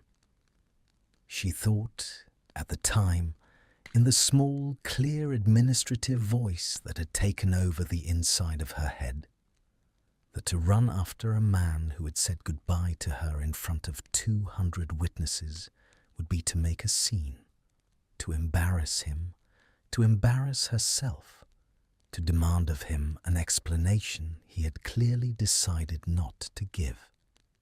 She thought it would be ungenerous. She thought it would be undignified. She thought it would be the wrong thing. She thought also, and this thought she did not examine, for she could not yet bear to, that she did not know what she would say to him if she caught him. So she stood in the cold corridor with her back against the stone, and she breathed, and after a while she pushed herself away from the wall and smoothed the silk of her dress, and walked with the same disciplined, unhurried walk Draco had used at the punch table back to the side door of the great hall. She put her hand on the door. She did not push it open at once. She stood for a moment with her palm flat against the old oak and her forehead nearly resting against the wood, and she closed her eyes, and she gathered the face she was going to need for the rest of the evening. When she had it, she went back in. The rest of the night, in her memory afterwards, was a long, warm blur of small, competently performed acts. She danced once more with Ron, a slow piece, undemanding, his hand careful at her back. She danced with Harry, who said nothing at all and held her a little closer than usual, and she understood that Ginny had told him, or that he had simply seen. She drank a glass of something Seamus put into her hand. She laughed, twice, at things that were not funny. She kissed Ginny on both cheeks at 1:30 and told her she was tired, and Ginny did not believe her, and Ginny let her go. She went back up to the tower at 2. Lavender and Parvati were not yet in the dormitory. She undressed slowly. The plum silk came off over her head, and she folded it with great care and laid it across the back of the chair, and she removed the silver clasp from her wrist and set it on the dressing table. And she stood for a moment in front of the enchanted mirror, which still had the courtesy to remain quiet, and she looked at the woman in the glass. The woman in the glass looked tired. She did not look devastated. She looked like a young woman who had attended a long graduation ball and was now ready for bed. Good, Hermione thought. Good. That is what we are going to look like for a while. She got into bed. She did not sleep at once. She lay on her back with her hands folded across her stomach and her eyes open in the dark, and she went back, very carefully, over the 4 minutes of the dance. She went back over the small, steady fight in him she had felt through her fingertips at the side of his neck. She went back over the way he had not leaned forward to meet her forehead and had not leaned back to retreat. She went back over the half-beat past the music when neither of them had let go. She went back over the word. Goodbye could mean 1,000 things. Goodbye could mean goodbye until breakfast. Goodbye could mean goodbye for the summer. Goodbye could mean I cannot do this and I am sorry. She did not yet know which it meant. She would not know with certainty for a long while. She suspected in the small, honest part of herself that had begun to keep its own counsel, that she knew already, and that she was not yet prepared to admit to herself that she knew. She closed her eyes. Outside the dormitory window, the tower was quiet. The hall had emptied. The candles had been extinguished. The musicians had gone home. Across the lake, at the manor, in a bedroom whose curtains had been drawn against an evening that had long since become night, a young man in shirt sleeves sat on the edge of his bed with a closed trunk at his feet and a letter on the desk behind him. And he stared at his own hands for a long time without seeing them. And at some point, he could not afterwards say when, he allowed himself for perhaps 3 minutes to put his face into those hands. He did not weep. He had given up weeping, he had thought, when he was 16. But his shoulders moved once and then again, with a small dry shudder of a body refusing to perform an act it had not been given permission to perform. And at last he lifted his head and looked at the trunk and looked at the letter and got up, and he walked to the desk, and he picked up the letter and he held it in both hands for a long moment. He did not open it. He did not read it over. He turned it once in his hands, and then he carried it across the room to the small cold fireplace where no fire had been lit all evening. And he set the letter on the grate, and he drew his wand, and he set the letter alight. It burned quickly. The parchment curled. The wax of the seal he had not stamped melted into a small black puddle. He watched it until there was nothing left but a soft grey ash. And then he turned away from the fireplace, and he went to his bed, and he lay down in his clothes, and he closed his eyes. And somewhere outside the window, very faintly, the first thin grey edge of the dawn was beginning to come up over the eastern hedges. The portkey was set for 5:30.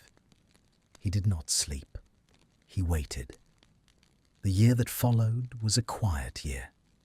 It was the strange, unhurried quiet of a life that had, in every visible particular, gone on as it had been meant to. Hermione moved to London at the end of the summer.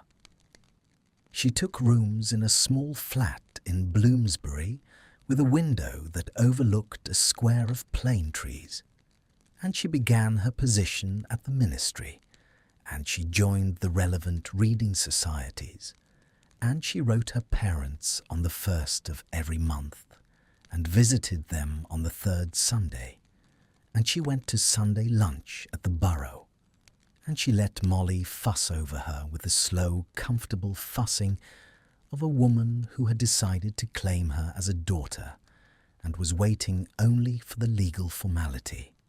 She did not become engaged to Ron. She did not precisely end things with Ron either.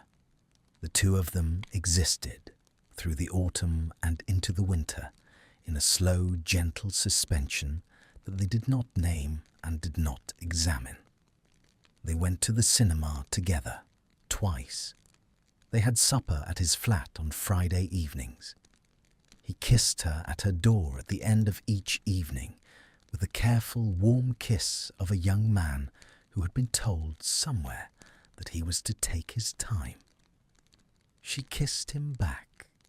She did not, in any measurable way, dishonour him. She did not, in any measurable way, give him the part of herself that he had, very patiently, been waiting for. In January, at his own kitchen table, with a cup of tea cooling between his hands, Ron said, "Hermione." Are we doing this?" She set her own cup down. She looked at him across the table. He was not angry. He was not even particularly sad. He looked like a man asking an honest question because the not asking of it had become heavier than the asking. "Ron, because I don't mind, you know, if we aren't.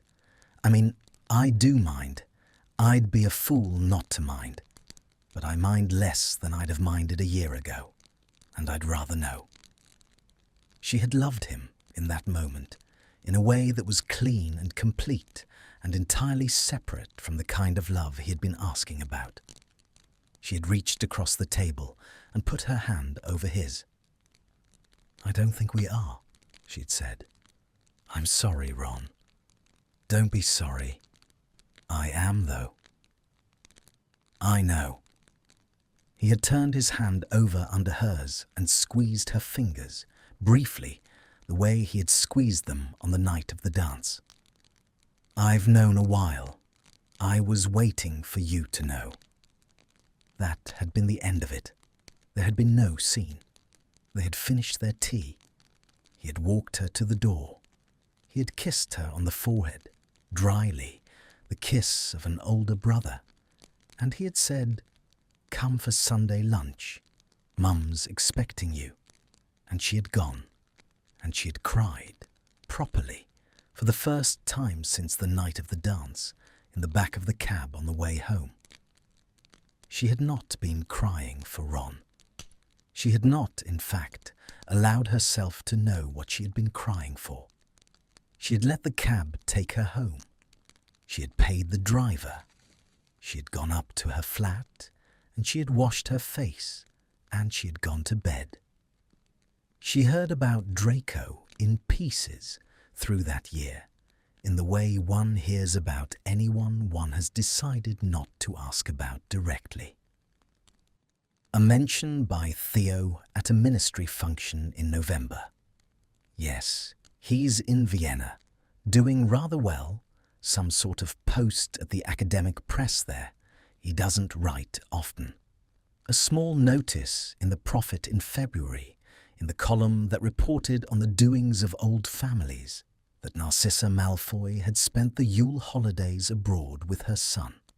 A glimpse in the spring of Pansy Parkinson at a charity benefit, in conversation with someone Hermione did not know, and the word Draco surfacing once in Pansy's clear-cutting voice across the room before the conversation moved on to other things. Hermione gathered the pieces. She did not arrange them. She kept them in the small, unexamined part of her mind, in the way one keeps a folder of papers one means to read and does not.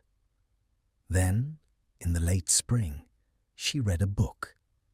It was an academic monograph. It was published in Vienna in English by a small press whose name she did not recognize. It had been sent to her at the ministry by a colleague at the Department of Magical Law because it bore on a matter she had been working on, the post-war legal status of certain kinds of inherited magical contracts. The book was dry and careful and unusually intelligent. She read it across 3 evenings, in her flat, with her feet tucked under her on the small armchair by the window and a glass of wine at her elbow. She read it because the argument was good. She read it because the prose was clean. She read it because the author had a particular way of organizing the difficult middle sections that reminded her, and this thought she had at first only at the very edge of her mind, of someone she had once known. On the 3rd evening, she turned to the title page to check a footnote. The author's name was D.L. Black. She sat for a long moment with the book open on her lap and the lamp on the table beside her, throwing a small, warm circle of light onto the page. Black. His mother's name. The name his grandmother Druella had carried before her marriage. the name a man might take if he wished to be in the world under a name that was not quite the name he had been born with. She got up. She walked to the window. She looked out at the square of plane trees in the late spring evening, the leaves new and small and pale green in the lamplight. She came back to the armchair. She picked the book up again. She turned very slowly to the dedication. The dedication was a single line. It read, "For the one who asked me, in a library once, whether I had ever read anything by Mary Wollstonecraft." She closed the book. She closed it gently. She set it on the table beside her. She put her hands on her face. She sat for a long time with her hands on her face, and she did not weep, but her shoulders moved in the small, dry way she had once read about in a description of a person who had at last understood something they had spent a long time refusing to understand. She remembered the conversation. It had been in the autumn of their 8th year. She had been at the long table in the back of the library, her table, the one near the window, and she had been reading Wollstonecraft for an essay on early modern magical thought. He had passed behind her chair with an armful of books on his way to the stacks. He had stopped. He had looked at her book. He had said, in a voice she had at the time taken for sneering, "Granger, do you read anything that isn't 200 years old?" And she, without looking up, had said, "Have you ever read anything by Mary Wollstonecraft Malfoy?" And he had said, after a small pause, "No," and walked on. She had thought at the time that she had won the small exchange. She had not, at the time, known that he had gone to the stacks and stood in front of the M section for perhaps 2 minutes before he had pulled down the volume. She did not write to him. She thought about it. She thought about it for a long time. She drafted, in her head, a great many letters. She drafted apologies and inquiries and small, careful notes that pretended to be about the monograph. She drafted, once, very late, alone in the flat with the second glass of wine in her hand, a letter that began Draco and did not get any further. And she did not write it down because she did not trust the letter she would have written. She thought, on bad nights, that he had said goodbye, and that she had been the one who had not understood the word, and that to write to him a year later, because she had at last decoded what he had been saying, would be to ask him to perform the goodbye again. She thought that he had been kind, in his way, on the night of the dance. He had given her the truth. He had given her the only word the enchantment allowed. He had walked away cleanly. To pursue him now, across borders, through a small press in Vienna, would be, she thought, to refuse the cleanness of the gift he had given her. She also thought, on better nights, that this was a lie she was telling herself, and that the truth was simpler and less flattering.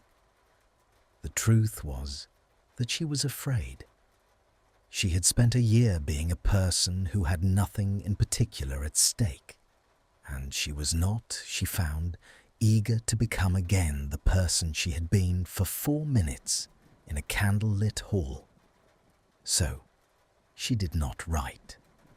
She kept the book on her shelf between the Wollstonecraft and the Edgeworth, where it looked to a casual visitor like any other monograph. She returned to her work. She let Ron be her friend again, slowly, gently, with a small, careful renegotiation of 2 people who had decided to keep one another. She went to Sunday lunch at the Borough. She accepted, in the autumn, a small promotion. She turned 20. The year moved on.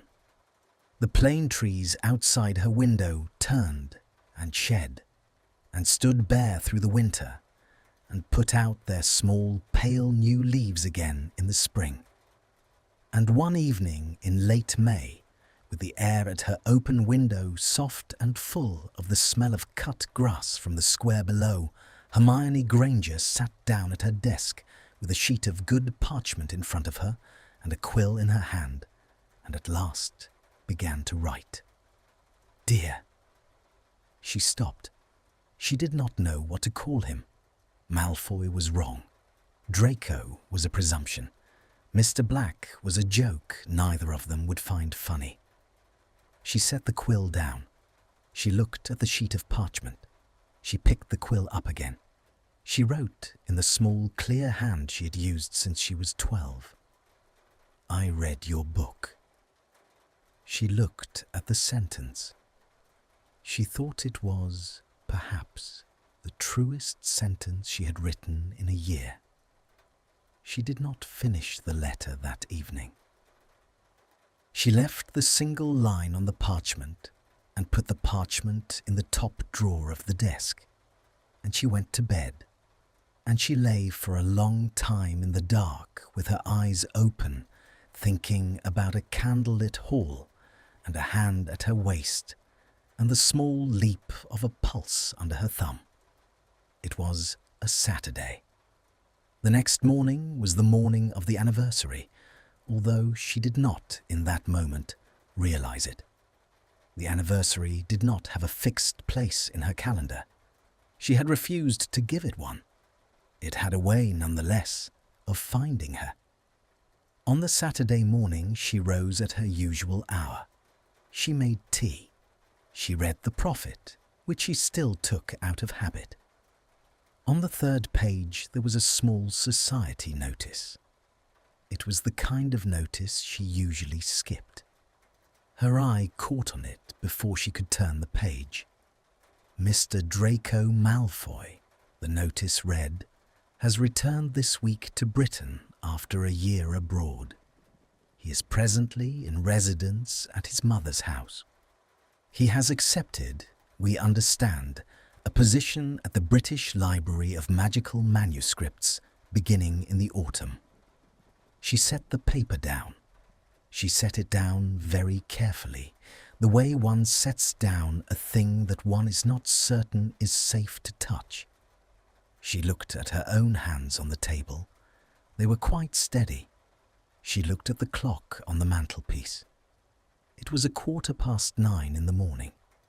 She thought, with the small, clear, administrative voice she had used in the corridor outside the great hall a year ago. "He is here. He is in this country. He has been in this country, evidently, for some days, and I did not know." She thought, "He has not written."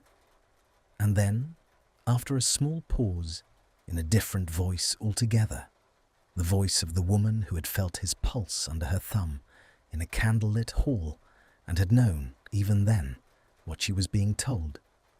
"Neither have I." She got up from the table. She went to the bedroom. She opened the wardrobe. She had not yet decided anything. She was, she told herself, only choosing what to wear for a Saturday in late May.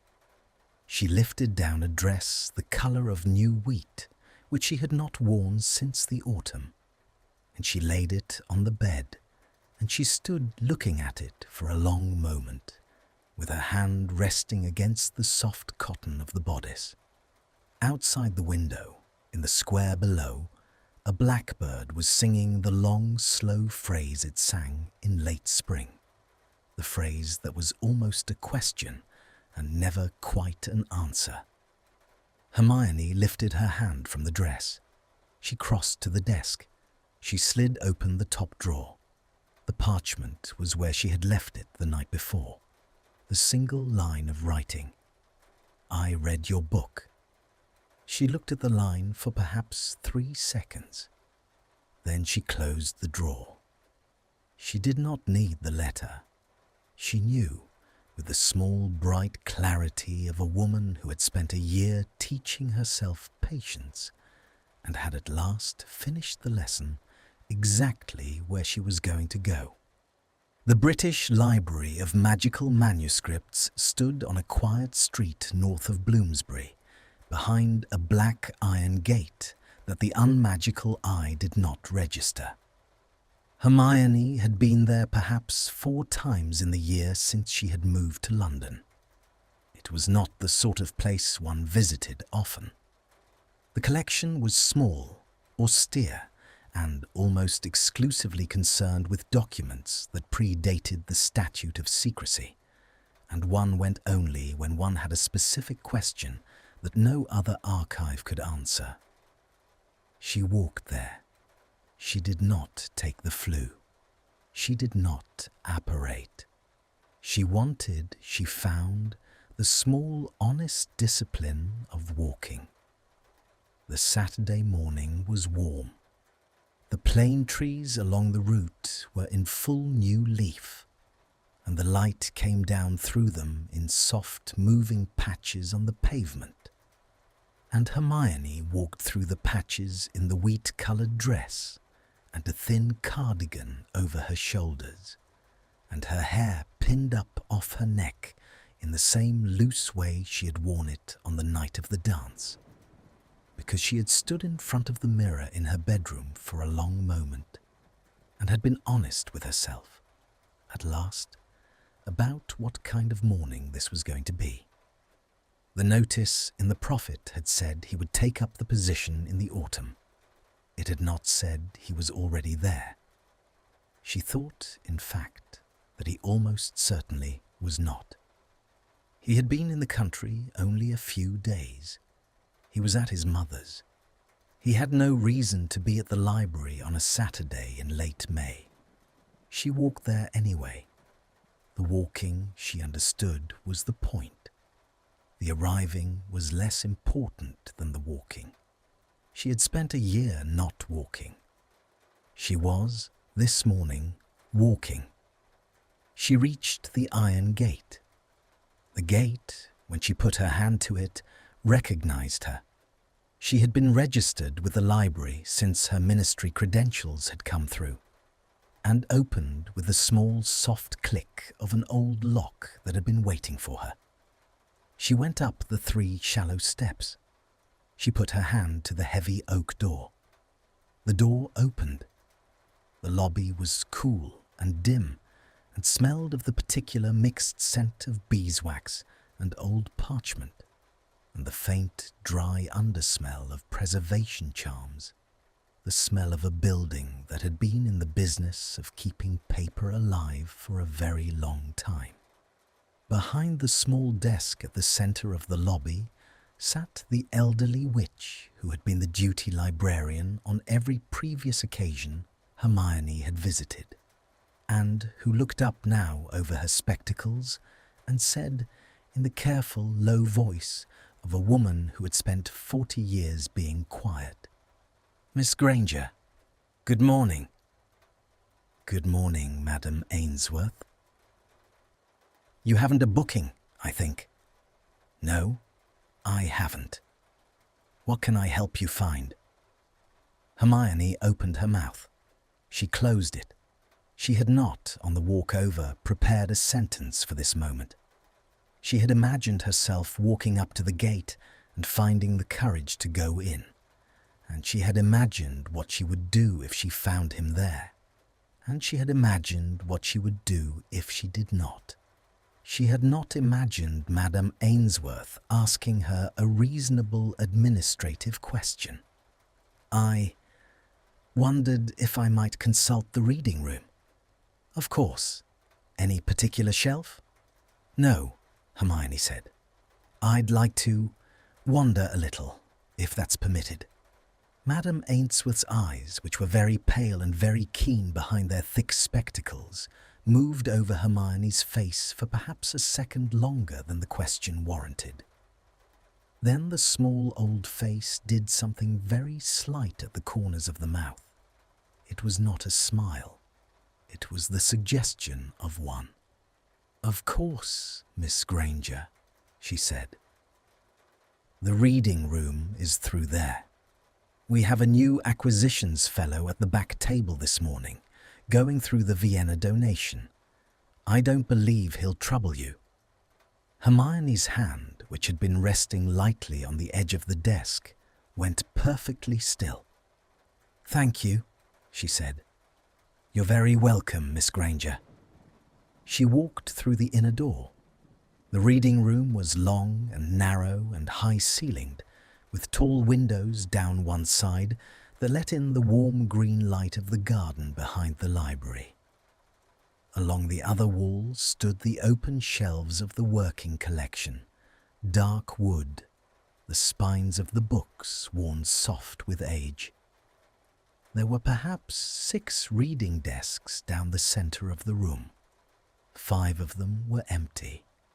At the 6th, at the far end of the room, with his back almost to her and his head bent over an open folio and a small pile of manuscripts arranged around him with the meticulous order she remembered, sat a young man in a dark grey jumper and shirt sleeves rolled to the elbows.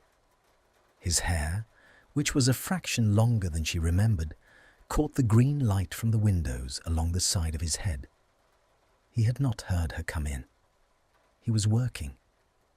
She stood in the doorway for perhaps 4 seconds. She did not move. The blood in her ears was very loud. She thought, with a small, distant clarity she had used a great deal in the last year, "If I leave now, he will never know I was here, and the matter will be closed, and I can go home, and tomorrow I will go to Sunday lunch at the Borough, and the year that has just ended will be the year that simply ended, and that will be that."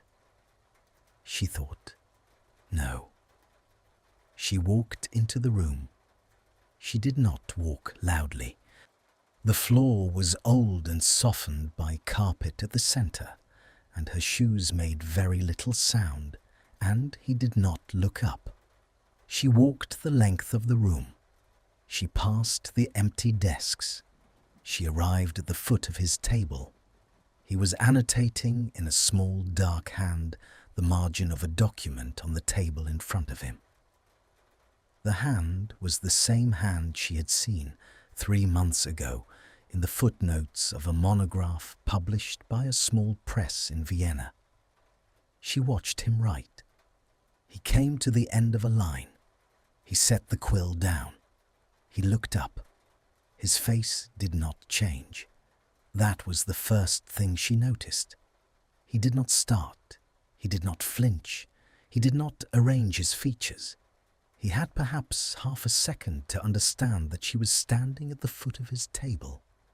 And in that half second, he simply looked at her, exactly as he had looked at her across 4 feet of candlelit air a year and 1 day ago, with the same grey eyes and the same small held mouth and the same complete attention. Then he said very quietly, "You read it." "Yes." "All of it." "Yes." He looked down at the document on the table. He looked at the quill. He set the quill very carefully into the inkwell. He looked up again. "I wasn't certain," he said, "that you would. You knew I would. I hoped. Draco." It was the first time, she thought, that she had said his name aloud in a room with him in it. She had said it once into her pillow in 7th year. She had said it perhaps 100 times in her head in the year since. She had not, ever, said it across the air to him directly. He closed his eyes. He closed them only for perhaps a second. When he opened them, the small, bright glaze she had seen at the inside corners of his eyes a year ago was there again, and this time he did not blink it away. He let it stand. He looked at her over the small pile of manuscripts with his eyes very faintly wet and his hands resting flat on either side of the folio, and he said, "Sit down, please." She sat. She took the chair across from him. There was a manuscript between them on the table, and a small brass weight holding the corner of it down against the soft drift of air from the open window at his back, and the smell of old parchment and ink, and somewhere, very faintly, the smell of him, which she had not let herself remember, and which she remembered now with a completeness that made her press her hands flat against the wood of the table to steady them. "You're back," she said. "Yes. For the position, in the autumn. Yes. You're early. Yes." He almost smiled. It was a very small smile, mostly in the eyes. "I am early. I came back 2 weeks ago. The position does not formally begin until September. They have been letting me work on the Vienna donation in the meantime, because it is largely my donation, and they have no one else who reads the hand." "You sent them papers?" "I sent them everything I had collected over the year. It was a way of coming home, I suppose, sending the work ahead of me."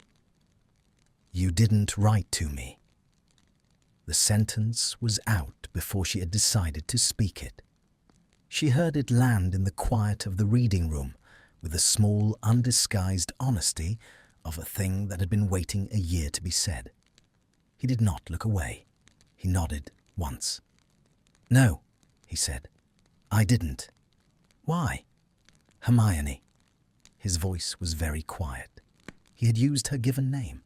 He had used it as though he had used it a great many times in his head, and was at last being permitted to use it in the air.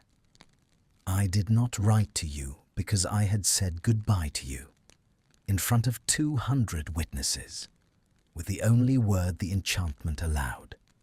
I had given you, I thought, the cleanest exit I could give you. I had no right to follow it with a letter. Was it clean? No.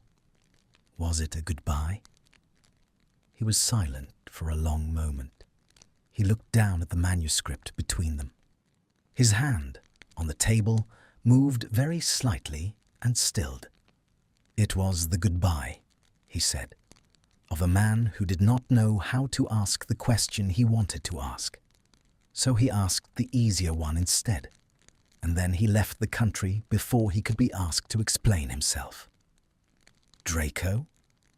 I am trying to tell you the truth. Please let me. I have rehearsed this sentence for a year, and I will not get it right if you interrupt me." She almost laughed. She did not. She set her hands flat on the table on her side of the manuscript, and she waited. He drew a breath. He looked up at her. "I left," he said, "because I could not be near you, and not be near you. Do you understand? I could not pass you in a corridor and turn the other way for 1 more year. I could not return 1 more book with a note I had not signed. I could not stand at a punch bowl and ask you whether the punch was drinkable when what I wanted to ask you was—" He stopped. He breathed in. "I could not. So I made arrangements. I made them in March. By April, I had stopped looking at you in corridors, because if I had looked at you, I would have unmade the arrangements.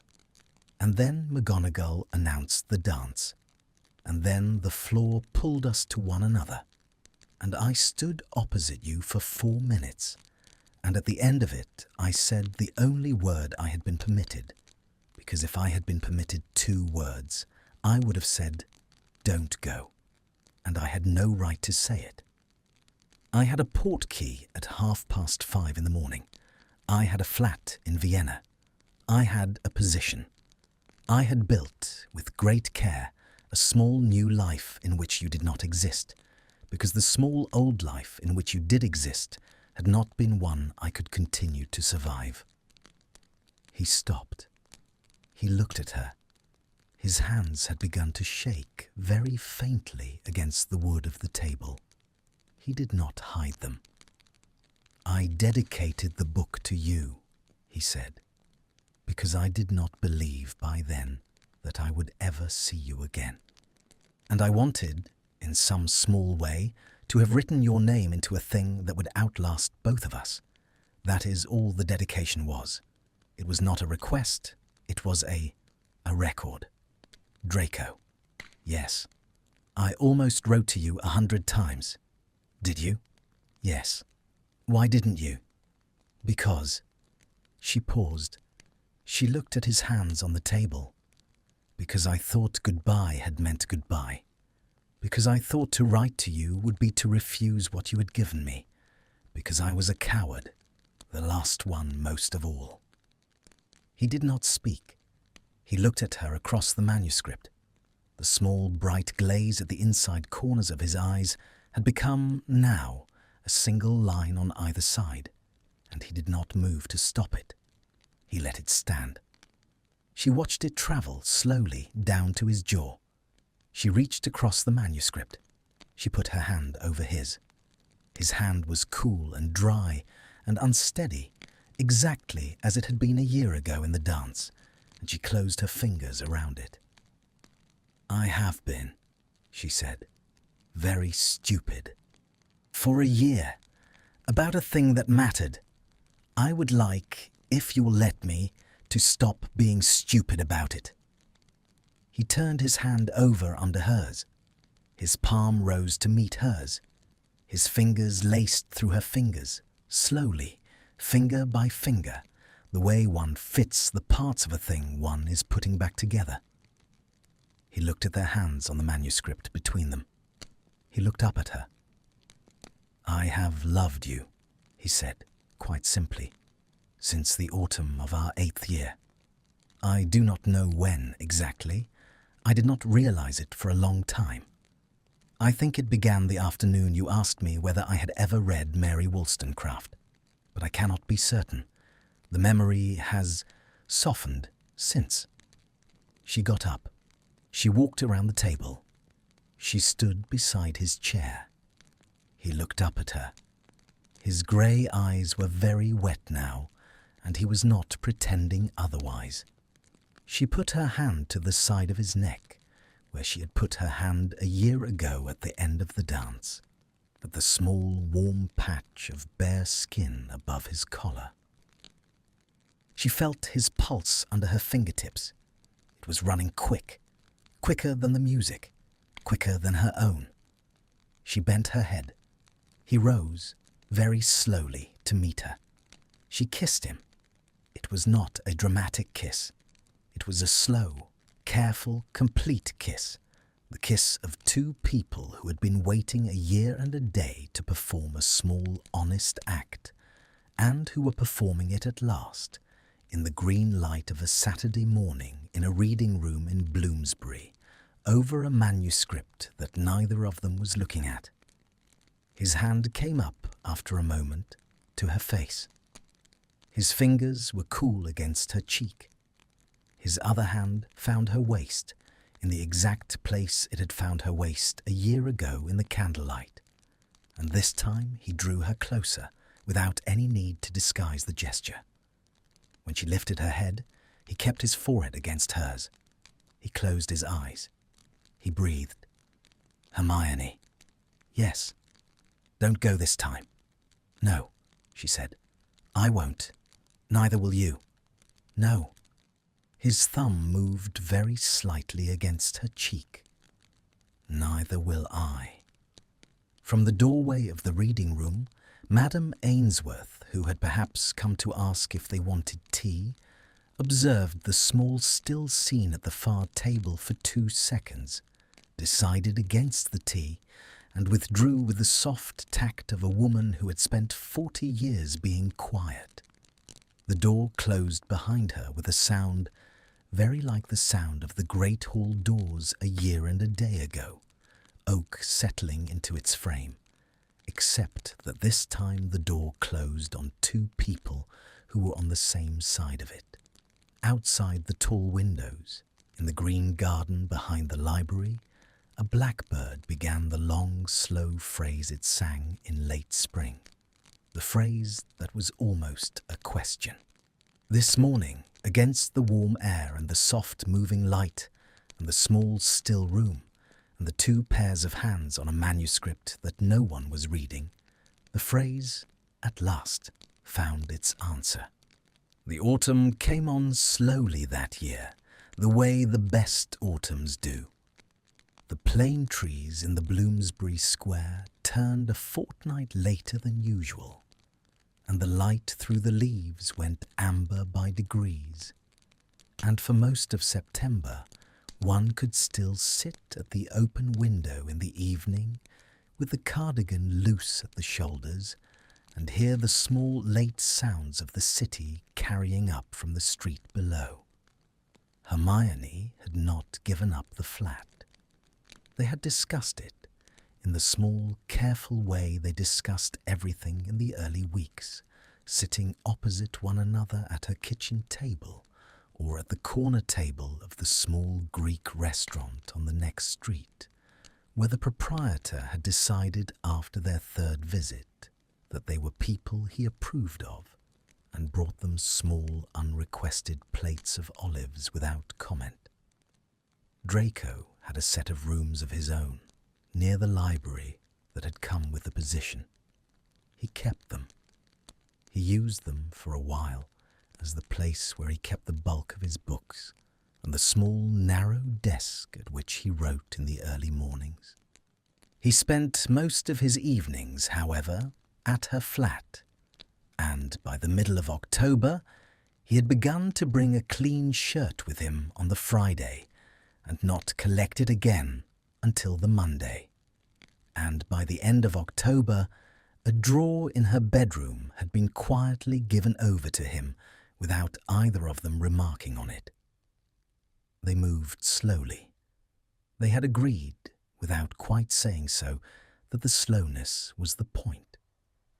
They had spent a year and a day not touching and not speaking, and they had no appetite to rush now into the easy gestures of a couple who had skipped the slow part. So they cooked supper together on the small stove with the burner that did not light properly. They read in the same room in the evenings, on opposite ends of the sofa, with their feet meeting in the middle under the blanket. They walked in the square in the mornings before work, and Draco learned the names of the birds, which Hermione had learned as a girl from her father, and he taught her in return the small, distinct calligraphic differences between the various pre-statute hands he worked with at the library, and she found, with the small surprise of a woman who had always thought herself complete, that she liked being taught. She told Ron at the end of September. She had been dreading the telling for 3 weeks. She had drafted in her head a great many opening sentences. In the end, she said it on a Sunday at the Burrow in the garden, while Molly was inside seeing to the pudding and the men had gone to look at something in the shed. She and Ron stood by the fence at the back, where the apple trees were just beginning to drop the first of the windfalls, and she had said, "Ron, there is something I would like to tell you, and I would like to tell you before you hear it from anyone else." He had looked at her. He had picked up a windfall apple. He had turned it once in his hand. "It's Malfoy," he said. She had stopped breathing. "How?" "Hermione." He had given her the small, dry smile he gave her when she had been slow about a thing he had worked out faster than she had. "I was at the dance. I saw it. I have known since the dance. I had hoped I was wrong. And then in January I worked out that I wasn't, and I made my peace with it, slowly, with some assistance from George, who, as it turned out, also worked it out, possibly before I did, the bastard." He had tossed the apple very gently into the long grass. "I am not going to pretend I am delighted. I am going to tell you, however, that you do not need my permission, and that if he is good to you, I will manage, and if he is not good to you, I will manage him." She had cried then, properly, standing by the fence at the bottom of the Burrow garden, with the small windfall apples in the grass at her feet, and the late September sun on the back of her neck. Ron had let her cry for perhaps a minute, and then he had pulled her into a hug, the rough, comfortable hug of a brother, and he had said into the top of her head, "You stopped loving me a long time before you stopped pretending to. I noticed. It's all right, Hermione. It's all right." Molly had managed somehow. The first lunch at which Draco had been present had been an experience nobody at the table was eager to repeat in its precise form, although the experience had improved by the second lunch, and by the fourth lunch, George had begun to subject Draco to the small, relentless teasing that meant, in Weasley currency, that he had been accepted into the chaotic federation of the family. Arthur, who was a kinder man than the world deserved, had taken Draco aside after the third lunch and shown him the small collection of Muggle plugs he was working on. And Draco, who had no idea what a Muggle plug was and was charmed past speech that anyone could care so much about one, had listened for 40 minutes with the genuine attention of a man who had been raised to value careful obsessions and had won Arthur entirely. Narcissa had been harder. Narcissa had not at first agreed to meet Hermione. She had agreed only to the idea of an eventual meeting at some unspecified future date. Draco had not pressed. He had taken his mother to tea on the Sunday afternoons when Hermione was at the Burrow, and he had spoken of Hermione in the careful, even way one speaks of a thing one wishes to make familiar to another person by repetition. And after some months, Narcissa had said, over the rim of her teacup, in the small dry tone she used when she had decided a thing, and did not wish to admit she had been the one to decide it, "I should like, perhaps, to meet her." The first meeting had taken place in the drawing room at the manor. Narcissa had insisted on the territory, and Draco had insisted on his presence, and Hermione had insisted on wearing the dress she would have worn to a meeting of the Wizengamot, which was a piece of negotiation she had felt entitled to make. The meeting had been 45 minutes long. They had spoken of books. Narcissa, who had been quietly reading on her own for 40 years, had a great many opinions about books, and Hermione had a great many opinions about books, and the two of them had discovered, slowly, over the course of the 45 minutes, that they were the kind of women who could disagree about a book without disliking each other for it.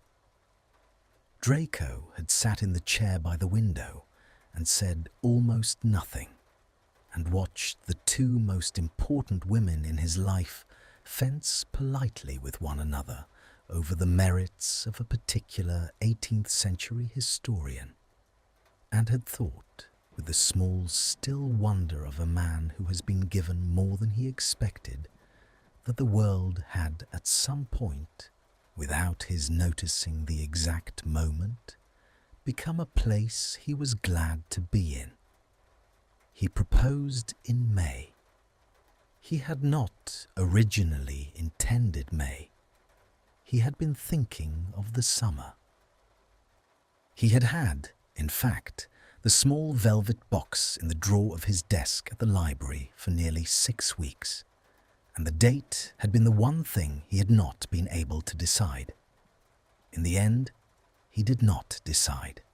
The date decided itself. They were walking in the square on a Saturday morning, 2 years and a day after the dance, and the plane trees had put out their small, pale new leaves, and a blackbird in the hedge near the bench they always sat at was singing the long, slow phrase. And Hermione had stopped and listened with her head tilted slightly to one side, the way she did, and Draco had looked at her in the green moving light and had understood, with the small, clean clarity he had come to recognize as the way important things arrived, that he was not going to wait until the summer. He had not gone down to one knee. He had said, very simply, with his hands at her waist, in the place where his hands had first rested 1 year and a day after the night of the dance, "Hermione, marry me, please." She had said yes before he had finished saying her name. She had told him later that she had been preparing the yes for some weeks. They married in the autumn in a small ceremony in the garden of a house Hermione's parents had retired to in Sussex. There were perhaps 30 guests. Ron stood with Harry on the groom's side at Draco's request, which had startled everyone present except Ron, who had merely clapped Draco on the shoulder and said, "Don't make me regret this." Malfoy in a tone that had meant the opposite of what the words had said. Ginny stood with Hermione.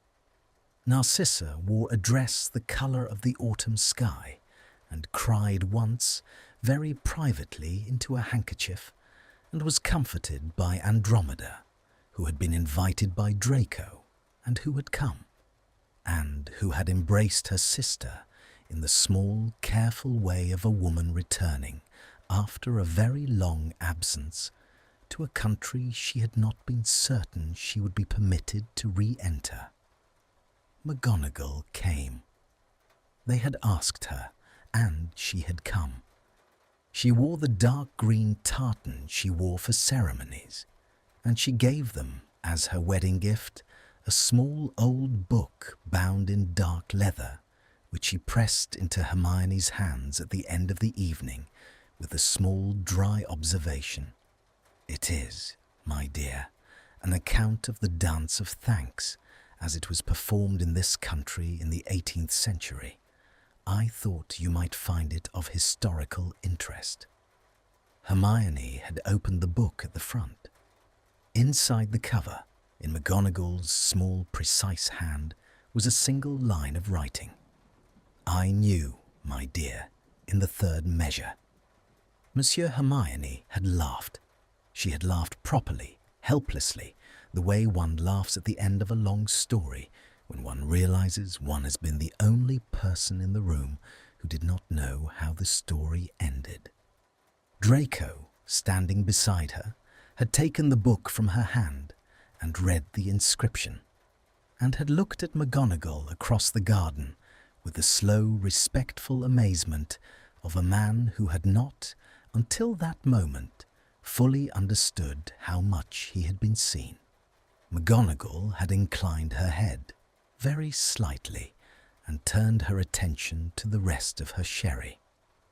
They live now in a small house near the library, on a street with a row of plane trees and a square at the end of it where the blackbirds sing in the spring. Hermione works at the ministry still, and Draco at the library, and on the Saturdays they walk in the square in the morning and have lunch at the small Greek restaurant where the proprietor has, by now, given up asking them what they want, and simply brings them the things he knows they like. In the evenings, in the green-lit sitting room at the front of the house, they sit at opposite ends of the sofa, with their feet meeting in the middle under the blanket, and they read. Sometimes, very rarely, on the anniversary of the night of the dance, they put on a particular piece of music that the small ensemble in the great hall had played 7 years ago at midnight, and they danced to it in the sitting room, in their stockinged feet, without speaking, for the 4 minutes that the piece lasts. At the end of the 4 minutes, Draco lets her go, and then, because he has earned by now the right to the second word the enchantment had once forbidden him, he draws her back to him and he kisses her, and he says quietly into her hair the thing he should have been permitted to say in the first place, "Stay." And she says quietly into the warm wool of his jumper the answer she has been giving him every day since the morning in the reading room in Bloomsbury, the answer that has become, in the small private liturgy of their life together, the thing that begins each of their days and ends each of their nights. I am. Thank you for staying with this story until the end. I wanted to write something quiet, something slow, a love story where two people do not speak for a long time because they are afraid, because they do not know the words yet, because the words feel too big. I think we all have a moment like this in our lives, a moment when we should have said something and we did not. And later we think about it. We think about it for a long time. This story is about that moment, but it is also about what comes after, because sometimes life gives us a second chance. Not always, but sometimes, and when it does, we have to be brave. We have to walk into the room. We have to say the name out loud.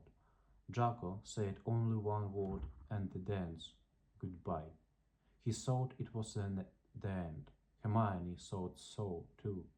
But it was not the end. It was only a long pause, a year of silence, and then a morning in a quiet library with green light through the windows and a book on a table and two hands finding each other again. I believe in slow love. I believe in the small things. A look held too long, a book returned with a note, a hand at the waist that does not pull closer, but does not let go.